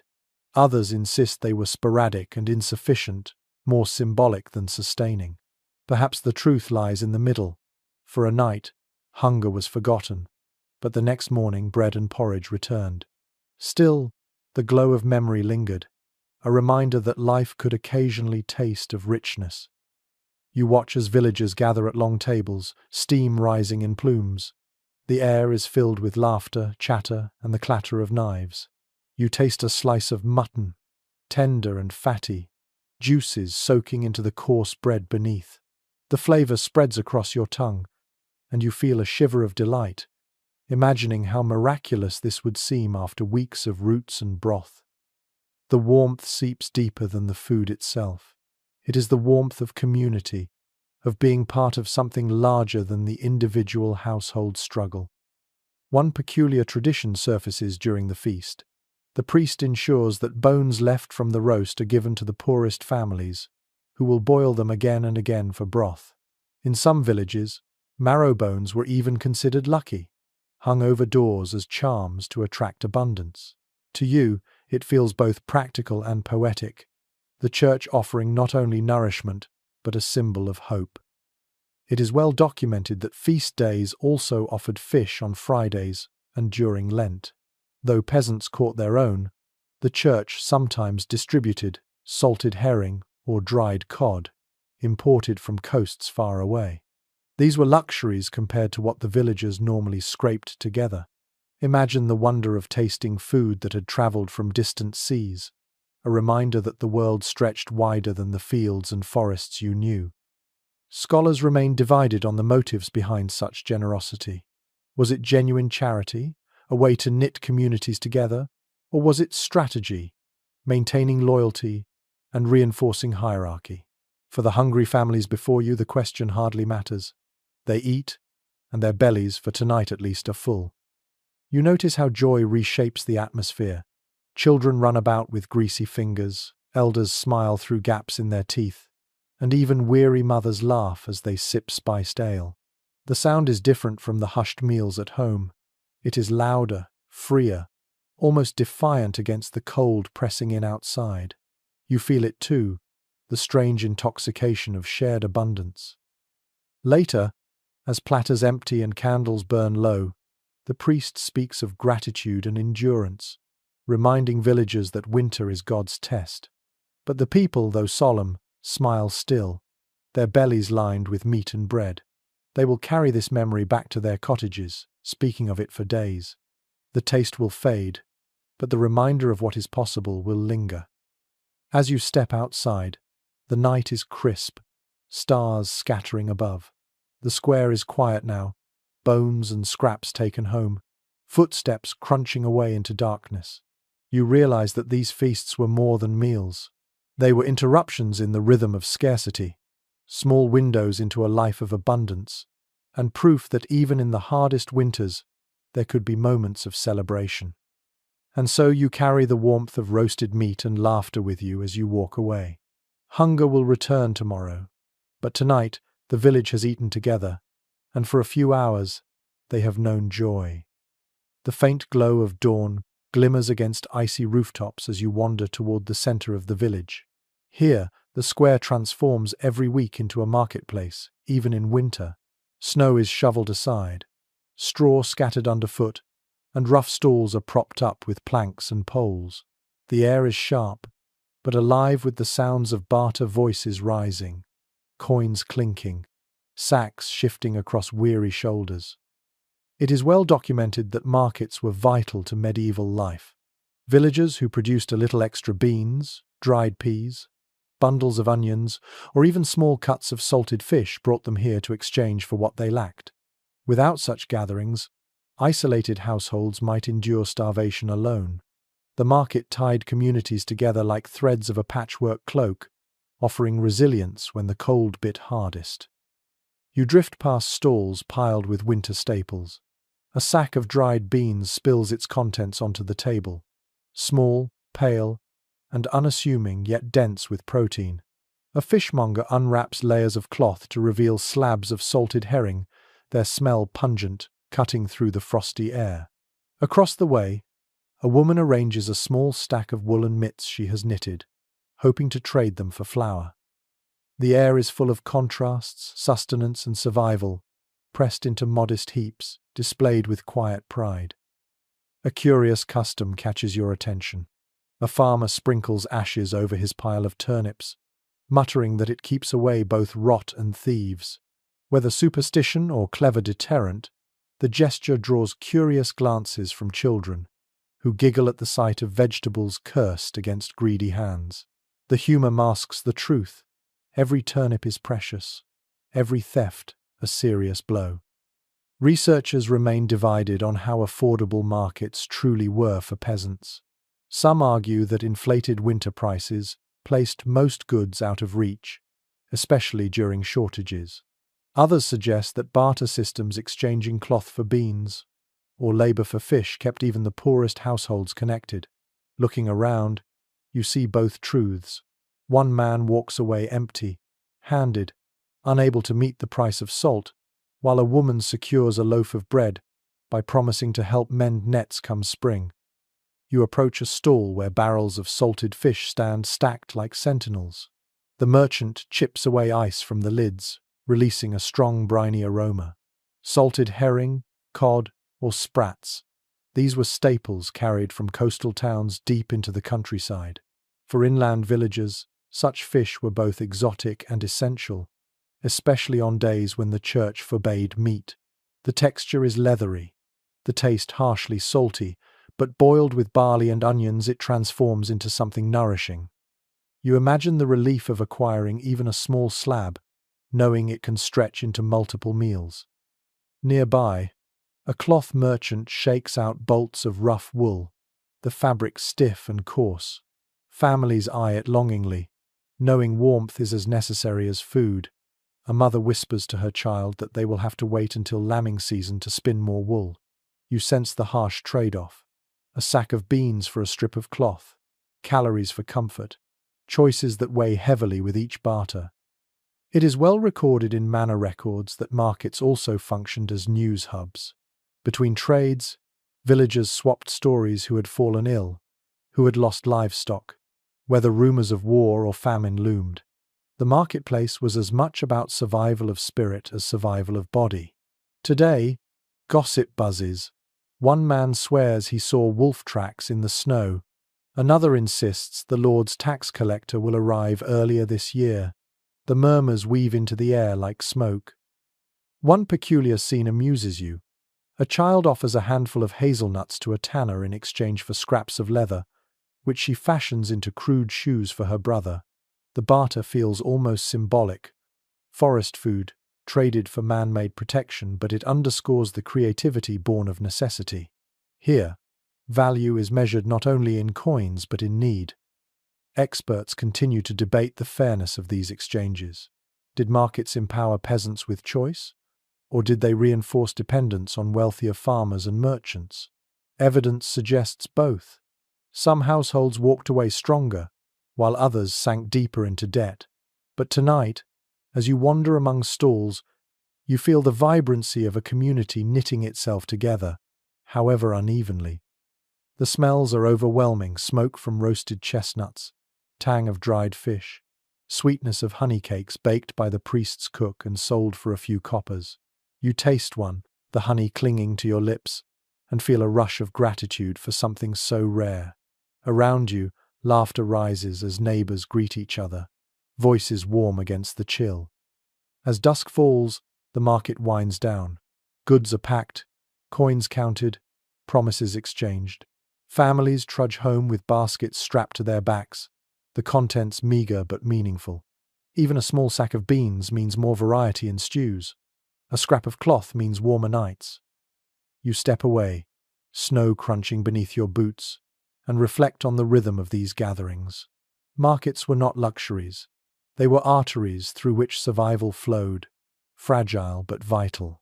They reminded peasants that though winter pressed hard, they were not alone. Each trade, each shared story, each clinking coin was a quiet act of resistance against hunger. And as the last stall closes, the square empties, and the village returns to its silence, you carry the memory of that vibrant scene with you, a brief flare of life in the dead of winter, where beans, fish, and cloth stood as proof that survival was never only a solitary act. The market stalls vanish into silence as night falls, but another kind of weight lingers in the village, the weight of obligation. You walk past cottages with doors shut tight, candles flickering faintly behind shutters. Inside, families whisper not of recipes or storage, but of dues. For peasants, grain was not only food, it was also tax, tithe, and rent, and in winter, when every kernel mattered, handing it over felt like surrendering survival itself. It is well documented in manorial rolls that peasants owed portions of their harvest to the Lord, often in grain. These dues did not wait for comfort. They were demanded regardless of hunger. A sack that might stretch a family another month could instead be carted away to the manor. Sometimes the church claimed its tithe as well, 1/10 of the yield, even in years of scarcity. Imagine the frustration of watching your own children chew on thin bread while knowing your best wheat sits locked in the Lord's granary. A curious coping method emerges in this village. Families sometimes tried to disguise poor quality grain as tribute, mixing husks and chaff into the sacks. Others pleaded illness or hid small portions, burying jars of grain beneath floors to escape notice. Tales spread of officials who prodded dirt floors with iron rods, hunting for hidden stores like treasure seekers. The tension turned every visit from a steward into a moment of dread. Researchers remain divided about how crushing these obligations truly were. Some argue that dues were adjusted in bad years, with lords showing leniency to keep their tenants alive. Others insist exploitation was relentless, pushing families into desperate shortages while estates remained stocked. The truth, as so often, seems tangled mercy in some places, mercilessness in others. Tonight, in this cottage, the parents speak in hushed tones about what portion they can afford to hand over without starving. The father counts out measures of rye, each scoop a wound. The mother looks away, unwilling to see the pile shrink. The children stare silently, their games forgotten. The sound of grain hitting the sack is hollow, like a drumbeat of loss. When the steward arrives tomorrow, he will take what is owed, no matter the weather, no matter the hunger etched in the family's faces. It is well recorded that taxes were not always paid in kind. Sometimes they came in labor days, spent repairing roads, or tending the Lord's fields instead of one's own. Yet in winter, even these tasks stole time from gathering firewood or tending animals. Obligations pressed down like frost, chilling households already thin on strength. One peculiar tradition appears in the conversation of the elders. They tell of a family that once baked their tithe into bread loaves, hoping the steward would overlook the poor quality hidden inside. Others claimed charms whispered over the granary could multiply grain, softening the blow of what was taken. The line between resistance and ritual blurred easily when desperation ruled. You taste a slice of bread baked tonight, knowing part of the flour will be gone tomorrow. The crust is hard, the crumb dense, yet every bite is laced with bitterness, not from flavor, but from the knowledge that it costs more than hunger alone. It costs dignity, agency, the sense of owning even what you grew with your own hands.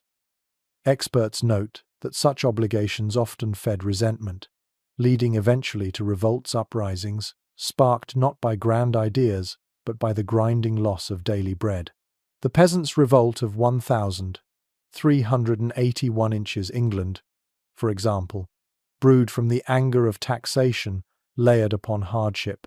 You imagine how such rage might smoulder in cottages like this one, quiet tonight, but restless under the surface. As the evening deepens, the family seals the sack, tying it with frayed rope. The father places it near the door, ready for collection, his shoulders sagging. The children retreat to bed, their stomachs half full, while their parents sit in silence, staring at the fire. The flames flicker against their faces, highlighting lines of worry carved deeper than age. You step outside into the brittle night. Across the village, other doors conceal the same rituals. Grain counted, measured, surrendered. The snow crunches beneath boots, and you notice a cart already parked near the manor road, waiting for morning. The system is efficient, relentless. And you realize, as the stars shimmer cold above, that survival for peasants was not only about food itself, it was also about what they were forced to give away, the constant negotiation between hunger and obligation. Taxes bit harder in winter, when bellies were already empty. They turned bread into tribute, turned harvest into debt, turned survival into a bargain struck not with nature, but with power. You walk on, carrying the heavy truth.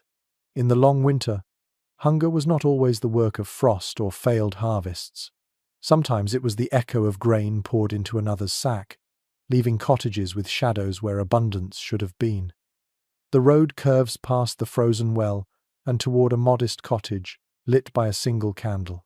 Inside, the warmth is not in the firewood, which burns low, but in the steady hands of women at work. Here, survival does not depend on abundance, but on creativity, on stretching scraps into sustenance. You sit quietly in a corner as the women of the household orchestrate the rhythm of winter life, each gesture a small act of resilience. It is well recorded in household accounts that women bore the central burden of food management, from planting kitchen gardens in summer to preserving herbs, drying beans, and salting vegetables in autumn. Their labor extended deep into winter. They decided how to portion flour, when to slaughter hens, which jar of lard to open, and which pot to keep sealed for another week. Every choice was a gamble: feed well tonight or conserve for tomorrow. One curious method reveals itself as you watch. The mother takes stale bread, hard as stone, and dunks it into hot broth until it softens, then layers it with cabbage and onions in a clay pot. The result, though humble, feels hearty, almost like a casserole. Such recycling of scraps was common, nothing wasted, everything transformed. In some regions, women even boiled bones until they disintegrated, then thickened the gelatin into jellies to serve with porridge. Scholars continue to discuss how much autonomy women truly had in these choices. Some argue that strict patriarchal rules left them little control. Others emphasize the undeniable fact The daily survival of families depended largely on women's ingenuity. Archaeological evidence of worn wooden ladles, charred pots, and smoke-stained walls whisper of countless hours at the hearth, guided by hands that rarely received acknowledgement. You watch as daughters join in. One grinds dried peas with a stone, turning them into coarse flour to thicken stew. Another shreds turnip greens, saved from autumn, into tiny pieces to stretch the dish further. Their laughter blends with the crackle of the fire, even though the room smells more of smoke than of richness. The sound of spoons against pots becomes music of survival, passed down through generations. It is well documented that women also brewed ale, churned butter, and preserved cheese. Their knowledge was encyclopedic, though rarely written down.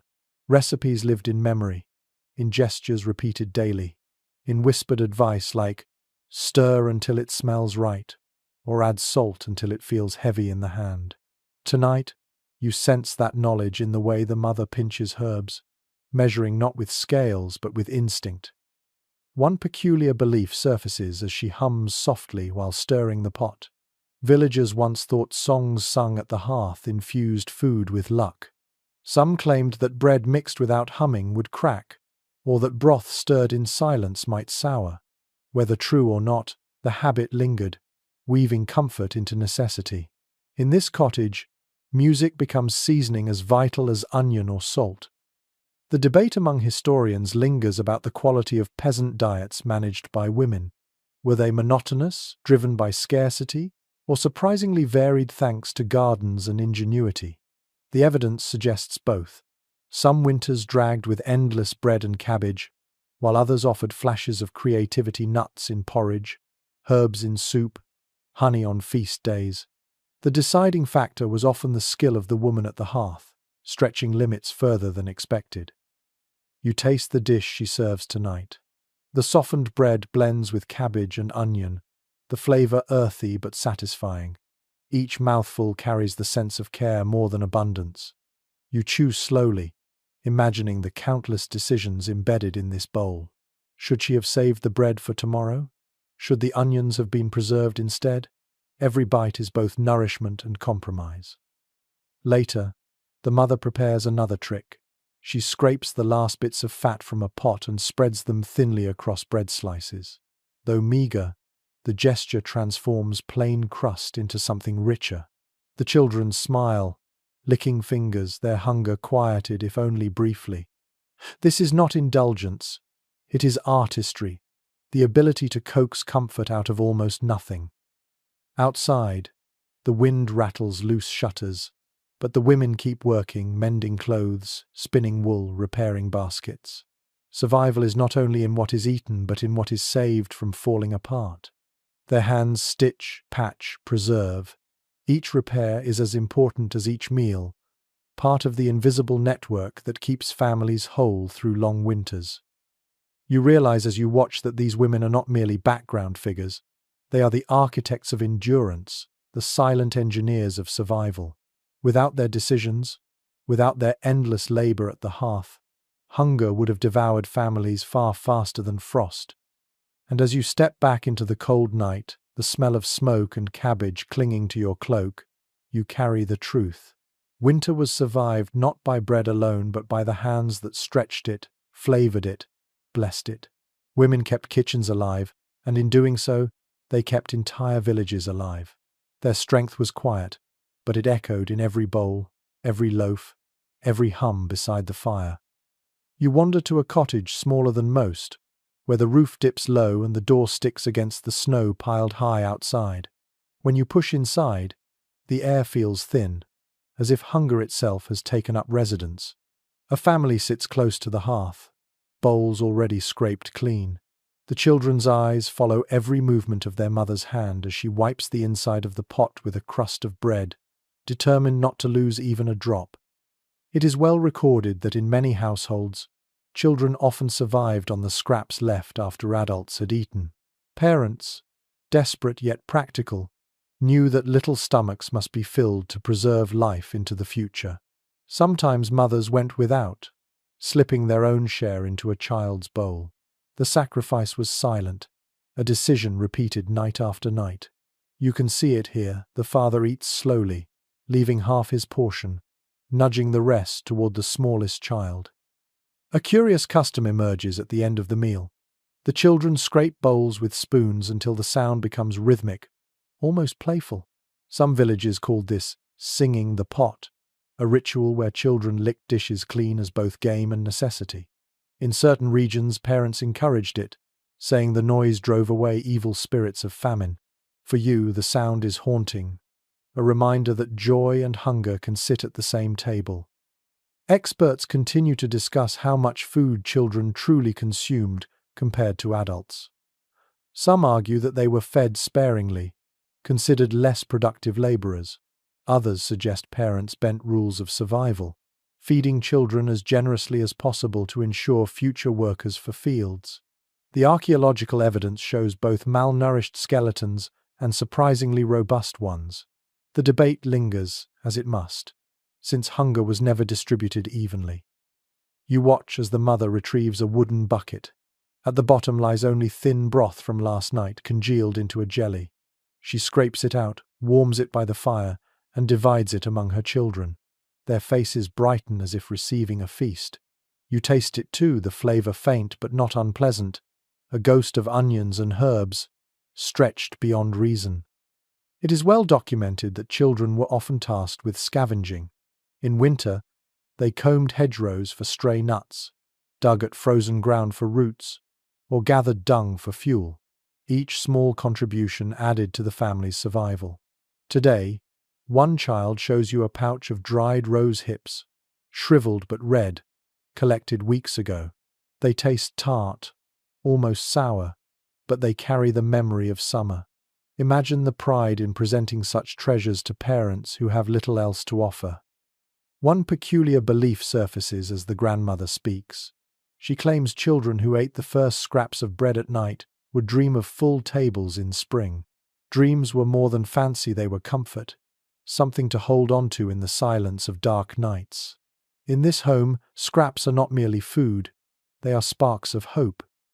Researchers note that children's play often revolved around food, pretend feasts made from stones and sticks, songs about bread, rhymes about porridge, all served as coping mechanisms, helping young minds endure scarcity.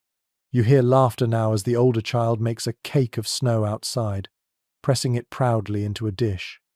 The others giggle, though their eyes still flick toward the empty pot inside.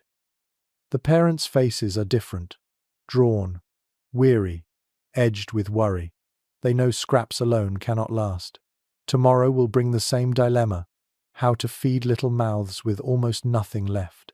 Yet tonight, they smile faintly, warmed by the children's joy in licking spoons and tapping bowls.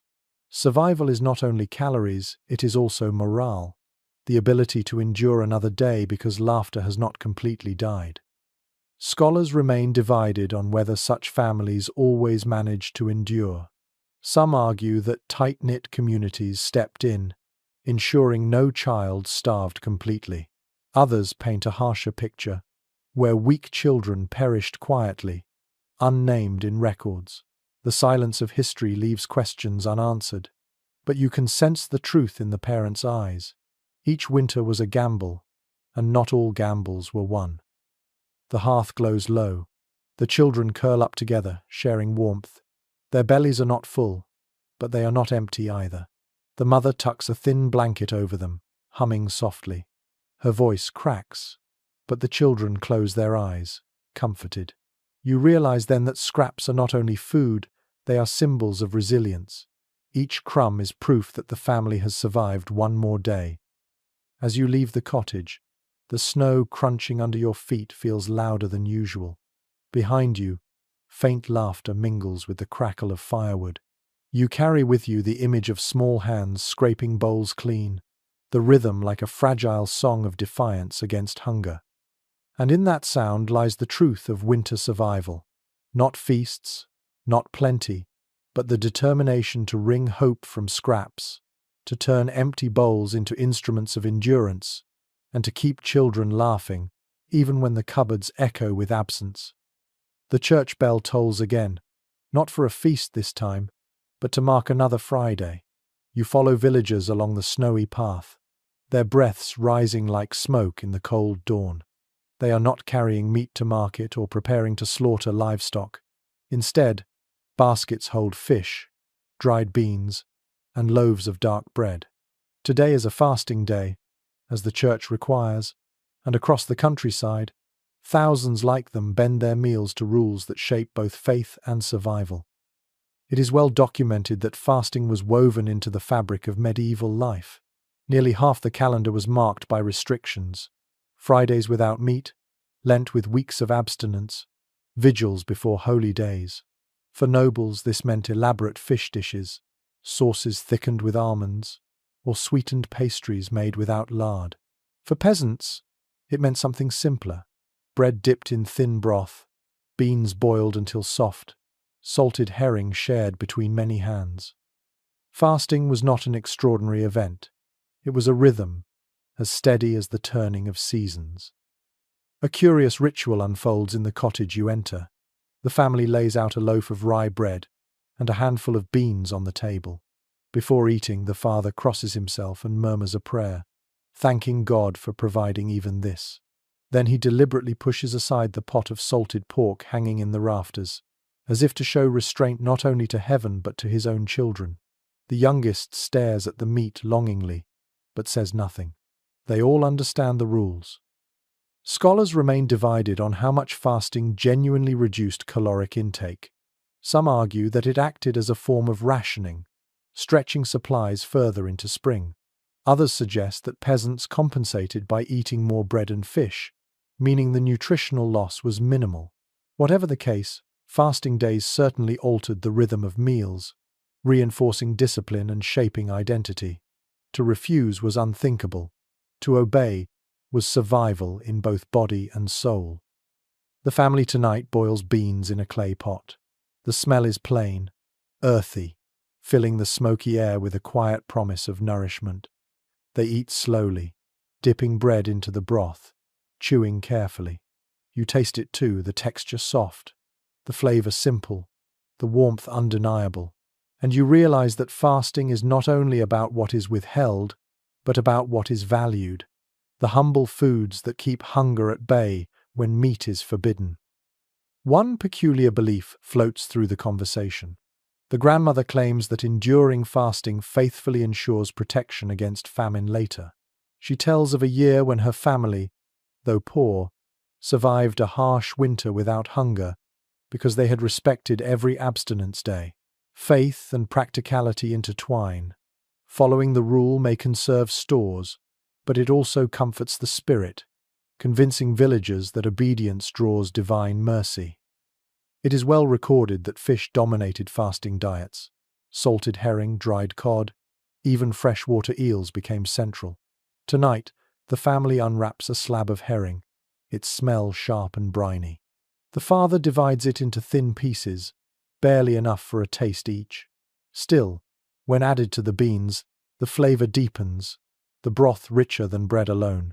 For a moment, eyes close in satisfaction. Even scarcity can feel abundant when shared under ritual. Experts note that fasting also brought variety, breaking the monotony of meat and dairy. For peasants, it was both burden and blessing. On one hand, restrictions removed the comfort of fat and pork. On the other, they encouraged creative uses of beans, peas, and fish. Tonight, the family stirs dried herbs into their pot, brightening the flavor. The result is not extravagant, but it is different, and difference itself is valuable in a season of repetition. You notice the children whispering to each other as they gnaw on crusts. They imagine Easter to come, when fasting will end with feasts of eggs and cheese. Their eyes shine with anticipation, proof that ritual provides not only rules but hope. Each abstinence day is a step closer to celebration, each meager meal a reminder that plenty will return. One peculiar custom surfaces in a story told by the father. In his youth, villagers believed that breaking a fast by accident brought misfortune on livestock. A boy who once ate a scrap of pork on a Friday was said to have doomed his family's pigs the following year. Whether tale or truth, such warnings stitched fear into obedience. Food was never only physical, it was moral, spiritual, and deeply symbolic. You chew another bean thoughtfully, listening to the wind outside. The meal is plain yet calming. The rhythm of chewing, the warmth of broth, the quiet of prayer all combine into something meditative. You begin to understand how fasting days, far from being only deprivation, offered peasant structure, meaning even solidarity. Everyone in the village observed together. Hunger shared felt less sharp. As the family clears the table, scraps of bread tucked away for tomorrow, you sense their mood is not bitter but peaceful. They have obeyed, conserved, and endured. Tomorrow meat may return, but tonight the ritual sustains them. You step outside into the crisp night. The stars glitter faintly above the frozen roofs, and the silence of the village feels softer than before. You realize that fasting, strange though it may seem, was another way medieval peasants survived the winter. It slowed consumption, bound communities, and gave them a sense of purpose larger than their hunger. And in that purpose, you see the quiet wisdom. Survival is not only about what you eat, but about how you endure the waiting. The night grows colder still, and the stars shimmer like chips of ice overhead. You follow a narrow track that leads toward the edge of the village, where cottages huddle close against the wind. In one of them, the door creaks open to reveal a sight both ordinary and extraordinary. Neighbors gathered together, bowls and loaves in hand, pooling what little they have. Tonight is not a feast decreed by the church or the Lord. It is a shared meal born of necessity, of survival made lighter when carried collectively. It is well recorded in local customs that medieval peasants often relied on neighborly exchange to endure hard winters. One family might contribute onions, another beans, another a strip of dried meat. Combined, the pot simmering at the center became richer than anything any household could manage alone. The practice was as much about community as about calories. To eat together meant to endure together, binding the village in trust that might one day save your own family. A curious scene unfolds as you sit near the hearth. A woman adds barley to the cauldron, her hands steady despite the cold. Another man drops in a bone, bare but still fragrant with marrow. Children toss in dried herbs, laughing as if playing a game. Soon the room fills with steam, and the smell is comforting, savory, layered, promising. This is no banquet, yet the pot becomes something miraculous, many hands creating more than the sum of parts. Experts continue to argue about how universal these communal meals truly were. Some suggest they occurred only in years of severe scarcity, while others see them as regular features of village life, part of seasonal rhythm. Archaeological evidence of large shared cauldrons hints at their prevalence, but the debate lingers, unresolved. Tonight, the bubbling broth before you is proof enough that cooperation was no idle story. One peculiar custom surfaces as the pot boils. Villagers drop small pieces of bread into the cauldron, calling it soul bread, meant to honor the dead who could not share in the meal.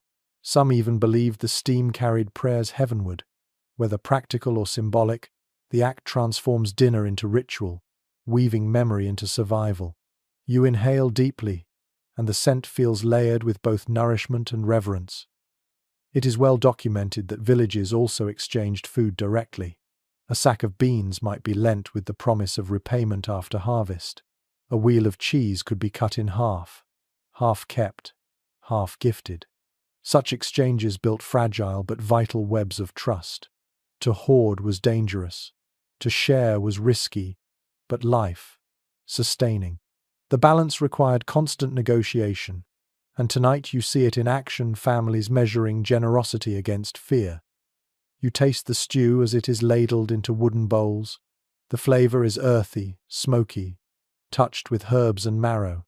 It warms your throat instantly, spreading heat through your chest. You chew barley softened by hours of boiling, beans that melt against your tongue, herbs that cut the monotony with sharpness.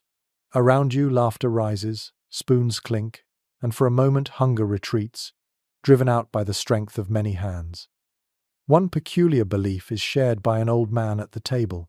He swears that eating from the same pot binds souls for life, ensuring that no one will let another starve. Others nod, half in agreement, half in superstition. Perhaps it is not literal truth, but you sense its emotional weight. To share food in winter is to promise solidarity. Researchers note that these communal meals often doubled as councils.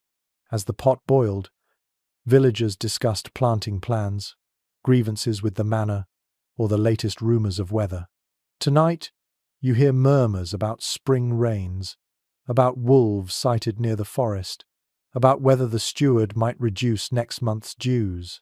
The meal becomes more than nourishment, it becomes strategy, community, survival mapped out in whispers. As bowls empty, the children scrape the pot eagerly, their laughter mingling with the crackle of the fire. The adults smile, weary but softened. For once, the meal has filled everyone fully. The sense of relief in the room is palpable, like a collective exhale. Yet as you watch, you sense the fragility. Tomorrow, the cauldron will return to barley gruel in a single home. Sharing is not endless. It is occasional, carefully measured. The debate among historians whether such cooperation was common or rare seems less important than the truth before you. It happened, and when it did, it transformed lives. You step outside into the frozen night. The cottage glows warmly behind you, smoke trailing upward. The sounds of laughter fade, but the feeling lingers. The shared meal is not just food, it is hope multiplied, fear divided. It proves that even in a season of scarcity, humanity can create abundance, if only for a night. And as the stars wheel above, you carry the memory of that bubbling pot. Barley, beans, marrow, herbs, all stirred together by many hands. A recipe not just for stew, but for endurance itself. The snow crunches beneath your boots as you leave the warmth of the communal meal and wander toward a quieter corner of the village. Here the cottages are smaller, roofs sagging under frost, smoke drifting weakly from chimneys that struggle to keep up with the cold. Inside one hut, the air is heavy with a different kind of winter survival, not sharing and laughter, but substitution and compromise. This family has learned to stretch what little they have by replacing the expected with the unexpected, transforming scarcity into a strange kind of ingenuity. It is recorded in agricultural accounts that peasants often relied on ersatz foods during the hardest months. When grain ran short, flour was stretched with ground peas, beans, or even pulverized acorns. Bread baked from these mixtures was coarse, bitter, and sometimes indigestible, yet it kept bellies from collapsing entirely. Tonight, you watch as the mother pours a mix of rye flour and pea meal into a bowl, the smell earthy and faintly sour. She kneads it with rough hands, her palms red from cold, while the father tends the fire. A curious detail emerges in the corner. A sack of dried leaves from linden trees, ground into powder, sits ready to be mixed with flour. In some regions, villagers used such additions to bulk up bread dough. Though nutrition was meager, the illusion of abundance carried weight. Imagine biting into a loaf that crumbles easily, the flavor more bark than bread, yet feeling a spark of relief simply because something sits in your stomach. Scholars continue to debate how widespread such substitutions were. Some argue that they were last resort measures only in famine years. Others suggest that stretching food with wild plants, bran, or weeds was part of everyday strategy. Archaeological finds of bread with odd inclusions, seeds, husks, even sand, support the latter. Whatever the truth, the loaves you see baking tonight carry the story of compromise etched into every crack. The mother pulls one from the oven, its crust dark and uneven, the smell smoky rather than sweet. She slices it carefully, distributing thin pieces. The children chew slowly, their faces twisting at the bitterness.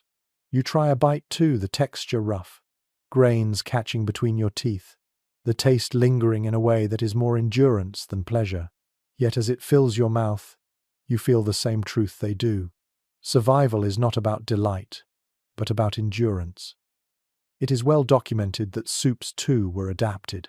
When cabbage was scarce, villagers boiled nettles or sorrel instead, creating thin green stews. Tonight, the pot on the hearth simmers with dried nettle leaves, their smell sharp and grassy. The broth is watery but carries a surprising strength, warming as it slides down your throat.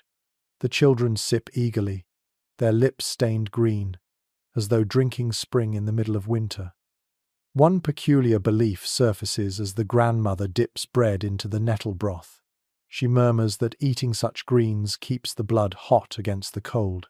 In some areas, nettle soup was thought to protect against evil spirits as well as illness.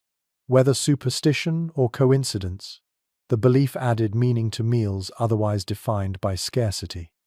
Researchers point out that substitution sometimes shaded into desperation. Chronicles tell of people boiling straw mixed with bran, or chewing leather softened in water. Though extreme, such measures reveal how far survival could push creativity. You glance at a leather strap hanging by the door and wonder if it too has been tested in soup. The debate among historians lingers. Did such practices reflect resilience or despair? Some view them as clever resourcefulness, proof of adaptability. Others see them as evidence of crushing deprivation. As you chew another bite of bitter bread, you feel both perspectives at once. The loaf is clever, yes, but also harsh, a reminder of how low survival can bend dignity. The children, though, find play in the substitutions. They pretend the nettle broth is a king's feast, their spoons raised in mock toasts. They giggle, imagining themselves noble while chewing bark-flavored bread. You watch their eyes sparkle, proof that even meager meals can carry sparks of joy if wrapped in imagination. Survival, after all, is not only fuel, it is the stories you tell about the fuel. It is well recorded that such substitutions left marks on health. Diets heavy in bran and weeds often led to bloating, stomach pains, or malnutrition. Yet the alternative, emptiness, was worse. The parents here know this, and you see it in the way they press the bread firmly into their children's hands, urging them to eat even if the taste is bitter. Each slice is a shield against starvation, however imperfect. Later, the father opens a clay jar filled with a dark, syrupy liquid. It is not honey but boiled down beet juice, reduced until sticky. He drizzles a little on the bread, the sweetness faint but transformative. The children's faces brighten. Even the bitter loaf tastes gentler now. Such improvisation, sweetening with what the land provided, added crucial variety to otherwise bleak diets. As the night deepens, the family gathers close.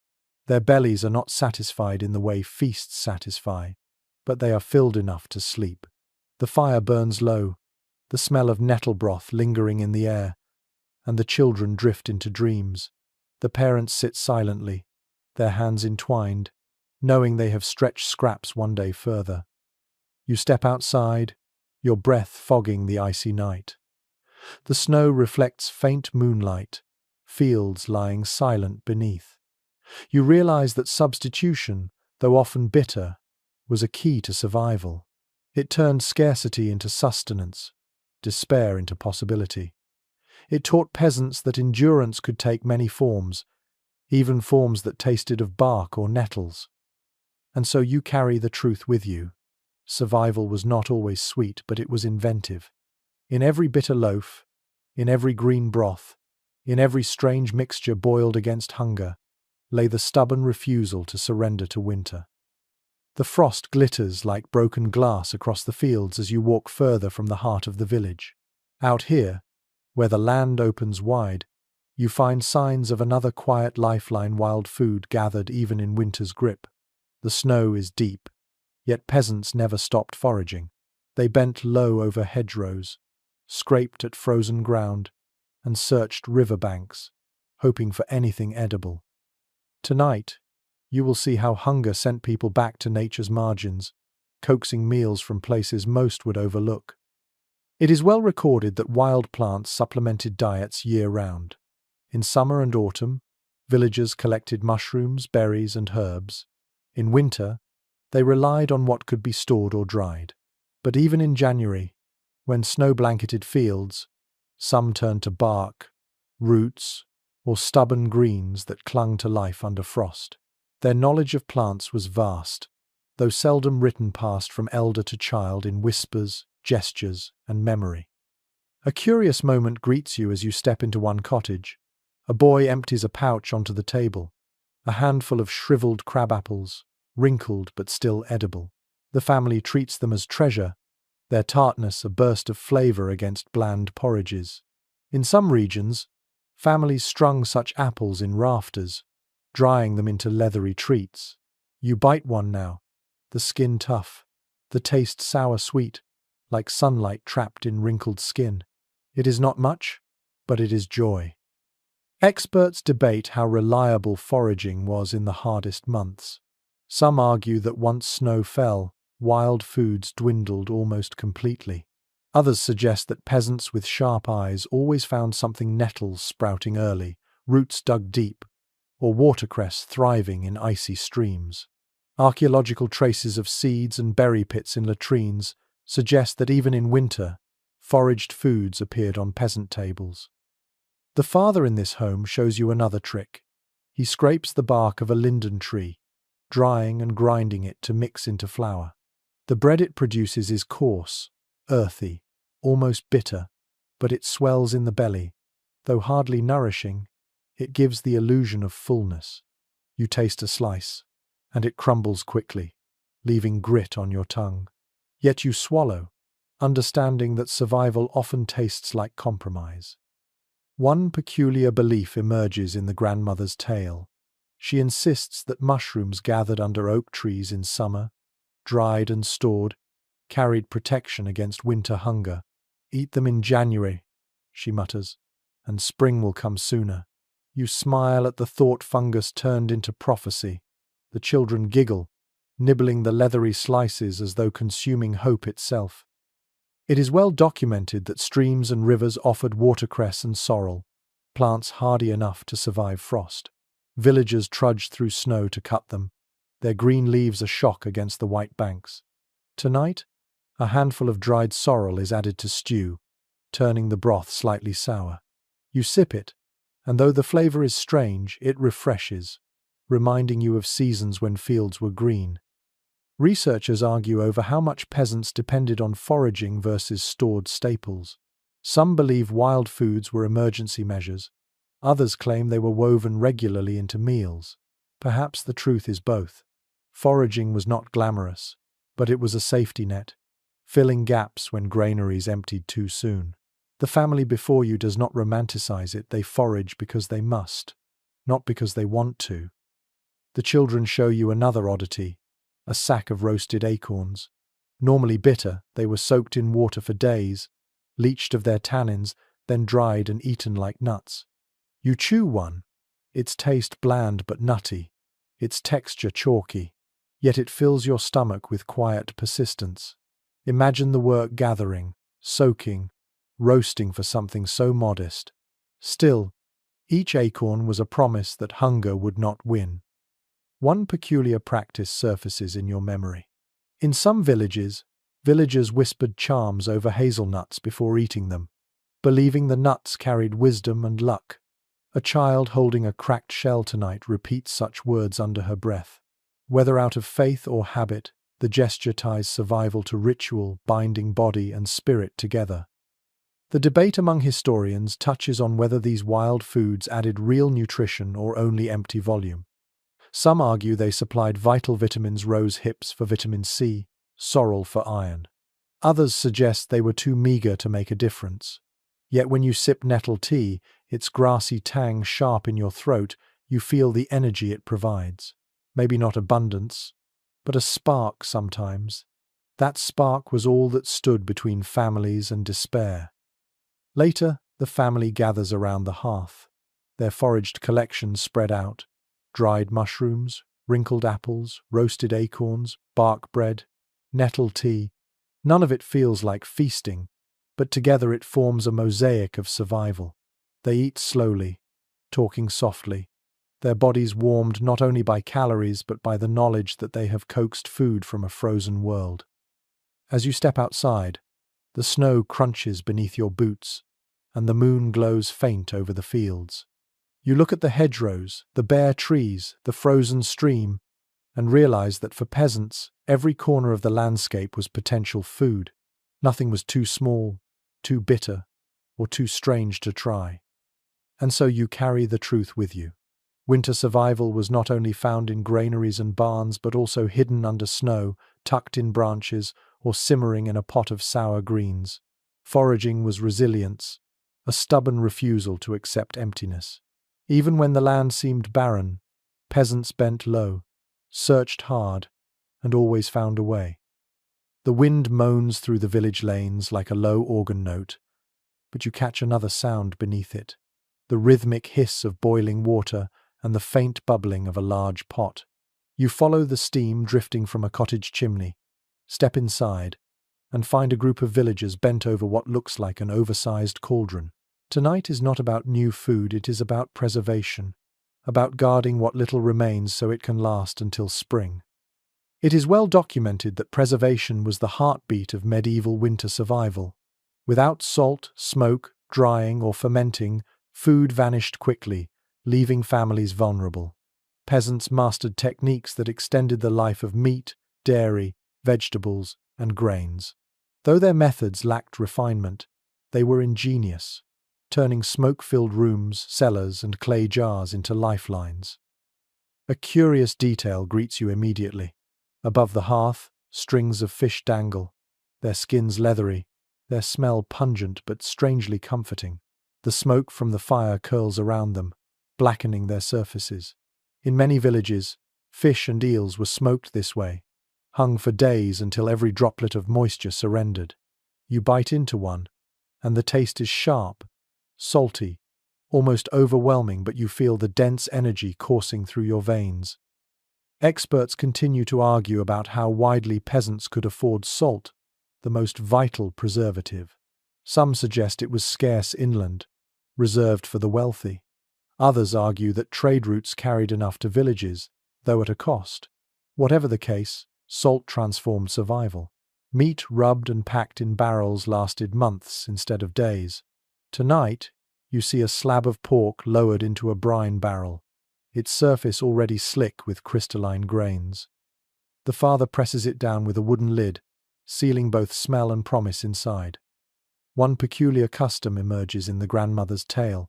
She swears that salted pork buried under ashes never spoiled, a belief shared by her mother and grandmother before her. Whether true or not, the ashes symbolize safety. In some places, jars of meat were even hidden beneath floorboards, both to preserve and to protect from thieves. It is well documented that fermentation played its role too. Cabbage turned into sauerkraut, milk soured into curds, even ale brewed from barley, all were ways of stretching abundance into endurance. Tonight, you sip a mug of thin ale. Its taste sour, but its warmth undeniable. It hydrates, nourishes faintly, and reminds you that preservation was not only about storage but transformation. Food became something else, sometimes tastier, sometimes stranger, but always longer lasting. Scholars remain divided on how effective these methods were. Some argue that spoilage was rampant, that parasites and rot claimed much of what was stored. Others insist the techniques worked well enough, pointing to the sheer survival of millions through centuries of harsh winters. The debate remains unsettled, but the villagers here seem confident in their knowledge, their hands moving with practiced precision. You turn toward the shelves. Clay jars line them, each sealed with cloth and beeswax. Inside are dried beans, peas, and herbs, preserved by airlessness. One jar holds apples sliced thin and left to dry in the smoky rafters months ago. Another hides pickled turnips, their smell sour but strangely inviting. You taste one, the crunch sharp, the flavor tangy, awakening your mouth in a way no bland porridge ever could. One peculiar practice whispers from the lips of a boy. He insists that smoked fish hanging in the rafters listens to family conversations. and so they whisper blessings into the air when passing beneath.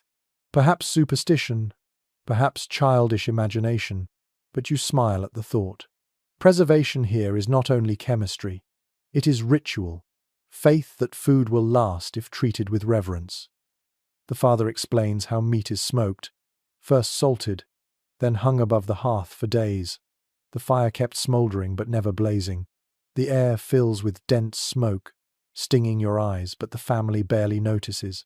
They live with it daily, their clothes and hair perfumed by the tang of wood smoke. When you taste a sliver of smoked bacon, its salt and char flood your tongue with intensity, reminding you how flavor itself could be an accident of preservation. It is well documented that fermentation also created variety. Beer, ale, or weak ciders gave villagers safe liquid when water turned foul. Fermented milk became kefir-like drinks. Even sourdough bread relied on natural fermentation. Tonight, the family shares a loaf with a tangy edge, its crumbs soft despite the dark flour. You chew slowly, realizing that survival sometimes produced tastes modern tongues would call gourmet, though born from necessity. Researchers still question whether peasants understood the science behind preservation. Likely not, they worked by observation, tradition, and habit. Salt stopped rot, smoke kept flies away, sourness signaled safety. Knowledge lived in the senses, not the mind. And yet it worked. Families survived. As the night deepens, the preserved goods are tucked back onto shelves, barrels sealed, jars hidden. The family eats sparingly from tonight's pot, knowing tomorrow they may rely on something drawn from storage. The children lick smoked fish from their fingers. The mother checks the brine barrel. The father pokes the fire to keep smoke curling upward. Preservation is not an event, it is a rhythm, a daily act of vigilance. You step outside into the cold, your cloak heavy with smoke. The stars gleam sharp above, and the air feels brittle. Behind you, the cottage glows with the light of those who have mastered the art of making food last just long enough. And as you breathe in, the smoky scent clinging to your skin, you understand. Winter was not survived on abundance, but on patience. Every jar sealed, every slab salted, every herb dried was a promise written into the future. Preservation was not merely technique, it was hope stored in barrels, jars, rafters, and ashes. The snowdrifts outside have grown high, muffling the world into silence.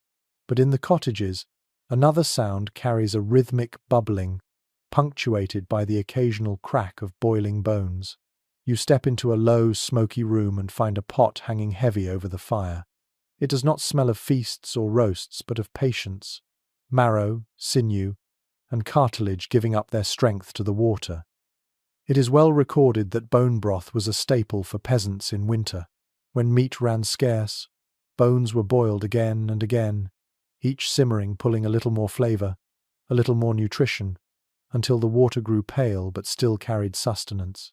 The result was thin, sometimes greasy, sometimes sour, but it stretched survival across days.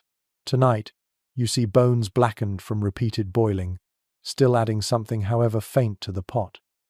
A curious detail catches your attention. The grandmother cracks one bone open with a stone, scooping the marrow with her finger. She presses a bit onto bread for the youngest child, who licks it as though it were butter. In some villages, marrow was treated as a delicacy, rich in fat and energy, reserved for children or the sick. Imagine the joy of tasting something creamy and soft in a season otherwise filled with coarse bread and bitter roots. Scholars continue to debate how effective such broth was nutritionally. Some argue it offered little more than flavored water after repeated boils. Others point to marrow and collagen, noting the calories and minerals still present. Perhaps both are true. Sometimes it was thin comfort, other times real sustenance. Either way, peasants clung to the practice because it gave the illusion, and sometimes the reality, of nourishment. You taste a sip from the ladle. The flavor is subtle, smoky, faintly salty from preserved scraps, but it warms you quickly. The broth coats your throat, and though it doesn't fill you, it reassures you. You can see why peasants valued it. Hunger is not only about fullness, it is also about comfort, the feeling that something hot moves inside you when everything outside is cold. It is well documented that bones were not wasted in any form. After broth, they might be crushed and mixed with flour to stretch bread, or ground into powders believed to strengthen the body. Some families even scattered the remains in fields, convinced they would enrich the soil. Nothing went unused.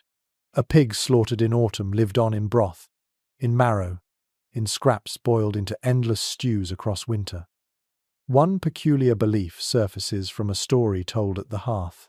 The grandmother whispers that bones, if boiled long enough, could whisper secrets. The creaking sounds of marrow loosening were taken as omens, signs of fortune or warning. Children leaned close, half frightened, half enthralled, listening to pots as if they were oracles. The line between nourishment and magic blurred easily here. You watch as the family shares tonight's broth. Thin slices of bread float on the surface, softening as they soak. The children slurp eagerly, lips shiny with grease. Their laughter echoes against the smoky rafters, small but defiant. For them, this broth is more than survival. It is a ritual, a reminder that food, however meager, can still unite. Experts note that broth also acted as medicine. Heated with garlic or herbs, it was prescribed for fevers. Mixed with honey, it soothed throats. Even inhaling the steam was said to ease sickness. Whether science or faith, it gave families a sense of control when illness stalked villages in winter. You inhale the rising steam and feel it unclog your nose, its warmth calming. The debate persists among historians whether bone broth was a last resort food or a regular winter staple. Records show it on both feast tables and famine lists, blurring categories. Perhaps it was both. Luxury when enriched with herbs and marrow, desperation when boiled until flavor was ash. The pot before you feels like both thin but nourishing, modest but treasured. Later the mother pulls out a pouch of dried beans and drops a handful into the broth. The smell shifts instantly, the flavor fuller. Even so, the bones remain the heart of the dish. Their presence stretched beyond reason. You marvel at how much can be coaxed from what wealthier tables would discard. One peculiar custom lingers in your thoughts. In some villages, the last broth of winter, when bones finally gave nothing, was seen as a turning point. Families whispered prayers as they drank, asking for spring to hurry. Tonight's broth, though still flavorful, carries that shadow. How many more boils will these bones give? How many more nights can they stretch? You sip again, feeling warmth spread, and you realize the truth. Winter survival was often built not on abundance, but on repetition, boiling, scraping, stretching, again and again, until scraps became meals. The bones in this pot have lived many lives, each simmer another chapter in the story of survival. As the fire dies low, the family covers the pot, ready to boil again tomorrow. The bones will return until they yield nothing. You step outside, the night crisp and star-flecked, the scent of broth clinging to your cloak. And as you walk into the snow, you carry the lesson.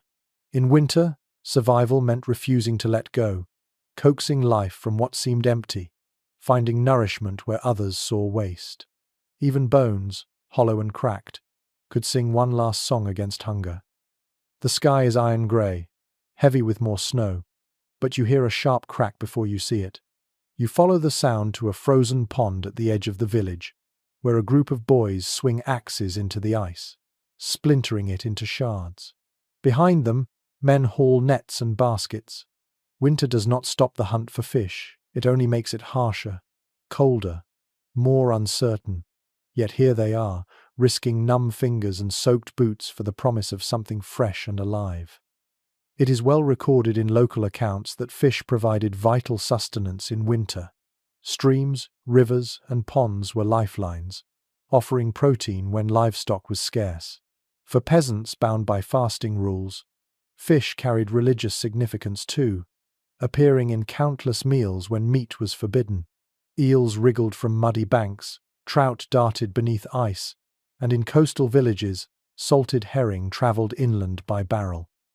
A curious moment unfolds as one boy leans down, plunging his bare arm into freezing water to pull a writhing carp from the net. He yelps at the cold, then laughs, holding it aloft. The fish thrashes, silver scales flashing like coins in the dim light. In some villages, fish caught in midwinter were considered lucky, a sign of abundance to come. The children shout that this catch will bring good fortune for spring. Scholars continue to debate how accessible fishing rights truly were to peasants. Many rivers and lakes were controlled by lords, with strict laws against poaching. Some argue that villagers risked fines or worse to fish illegally. Others point to records of small communal ponds stocked for peasant use. Perhaps both are true. Some families fished openly, others furtively, sneaking out under moonlight to avoid the steward's eye. The debate lingers, like ripples on water. The men lay the fish on straw by the bank, where they stiffen in the cold. One mother cleans a perch with swift hands, tossing guts to the waiting dogs. She salts the flesh quickly, rubbing crystals into the skin before it can spoil. Salted fish will last for days, maybe weeks, carried back to cottages where they will be boiled with barley or fried in precious lard. It is well documented that eels, in particular, were beloved. Slippery and resilient, they survived cold better than many fish, often stored alive in muddy tubs until needed.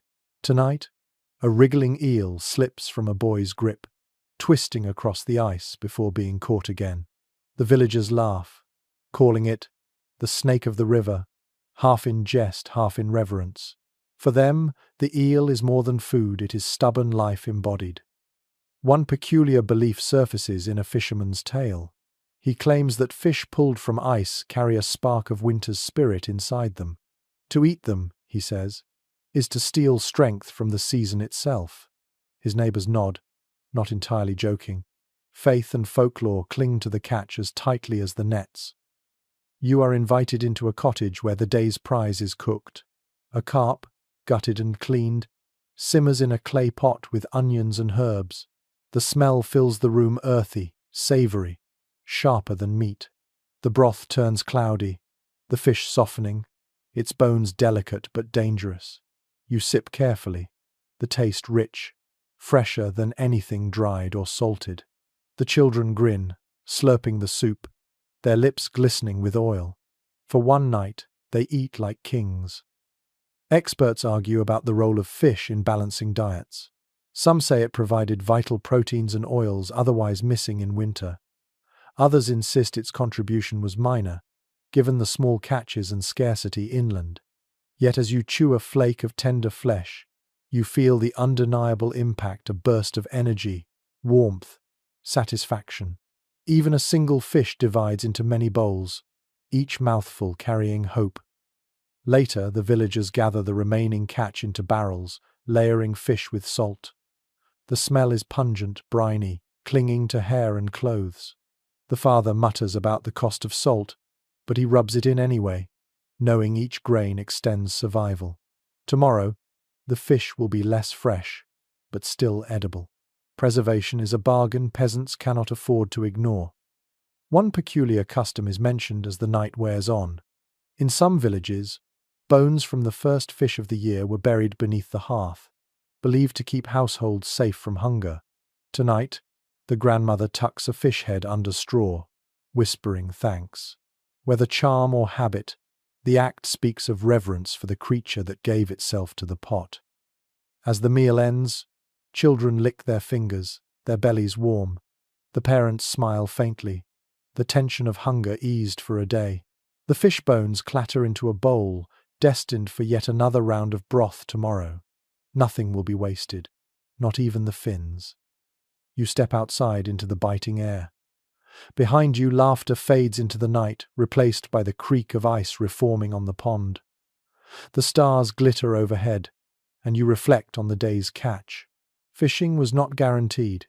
It was labor, risk, and sometimes defiance of the law. Yet it was also joy. Silver life pulled from black water, hope flapping in nets. And as you walk back toward the village, the smell of fish broth clinging to your cloak, You understand. In winter, survival was a game of persistence. Fields might lie barren, but rivers still whispered. Beneath the ice, life stirred, waiting for those brave enough to reach into the freezing dark and pull it forth. The snow lies deep, muting sound and light alike, but inside one of the larger cottages, a different kind of hush fills the room. Tonight, it is not the bubbling of broth or the clatter of spoons that commands attention. It is the hum of voices, the ritual of storytelling spun around the hearth. The pot on the fire is half empty, the bread on the table already gone, yet the air feels strangely abundant. For here, words themselves become sustenance, carrying warmth where food cannot. It is well documented in chronicles and folklore collections that peasants wove stories as tightly as they wove baskets. Tales of saints who multiplied loaves, of heroes who defeated hunger spirits, of ancestors who survived harsher winters all gave courage. These stories were not distractions. They were tools, as vital as salted pork or rye flour. To believe one could survive was sometimes half the battle. A curious detail plays out before your eyes. A child asks for a story of the bread that never ended, and the grandmother obliges, telling of a woman who hid a loaf beneath her pillow and found it whole again each morning. The children laugh, wide-eyed, chewing on their crusts more slowly now, as though each bite might magically return. Such tales carried more than fantasy. They offered comfort to young bellies that knew too well the ache of emptiness. Scholars continue to debate how literal such stories were.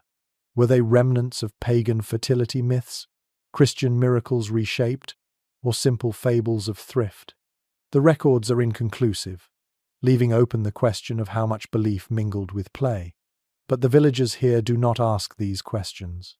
They nod, smile, and let the stories wrap around them like blankets, warming spirit if not body. The father adds his own tale, of wolves at the edge of the fields who howled each night, frightening villagers into guarding their granaries more carefully. He insists that by scaring the people, the wolves saved them from hunger. The children squeal with delight, imagining wolves as guardians rather than threats. Around the hearth, fear is transformed into laughter, a clever twist that makes even danger bearable. It is well recorded that songs, too, filled these nights. Work songs adapted into lullabies, harvest chants turned into winter hymns.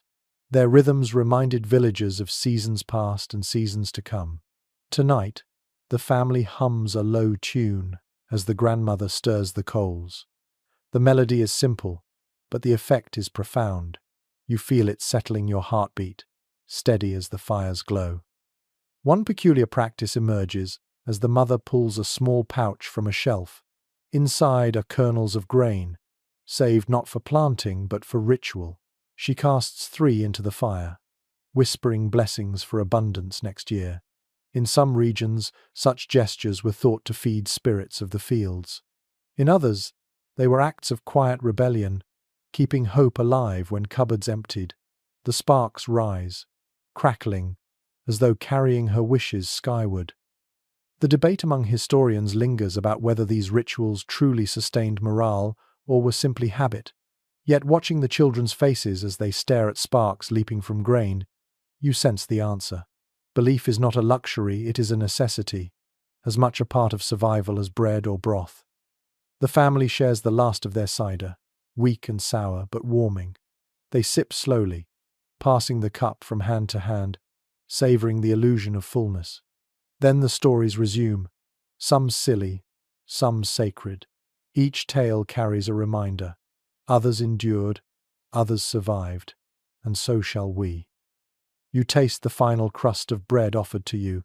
Its flavour is plain, but you chew slowly, letting the stories add seasoning. Every bite feels larger when accompanied by laughter, every swallow easier when faith carries it. You understand now why folklore thrived in the darkest season, because it filled a hunger deeper than the stomach.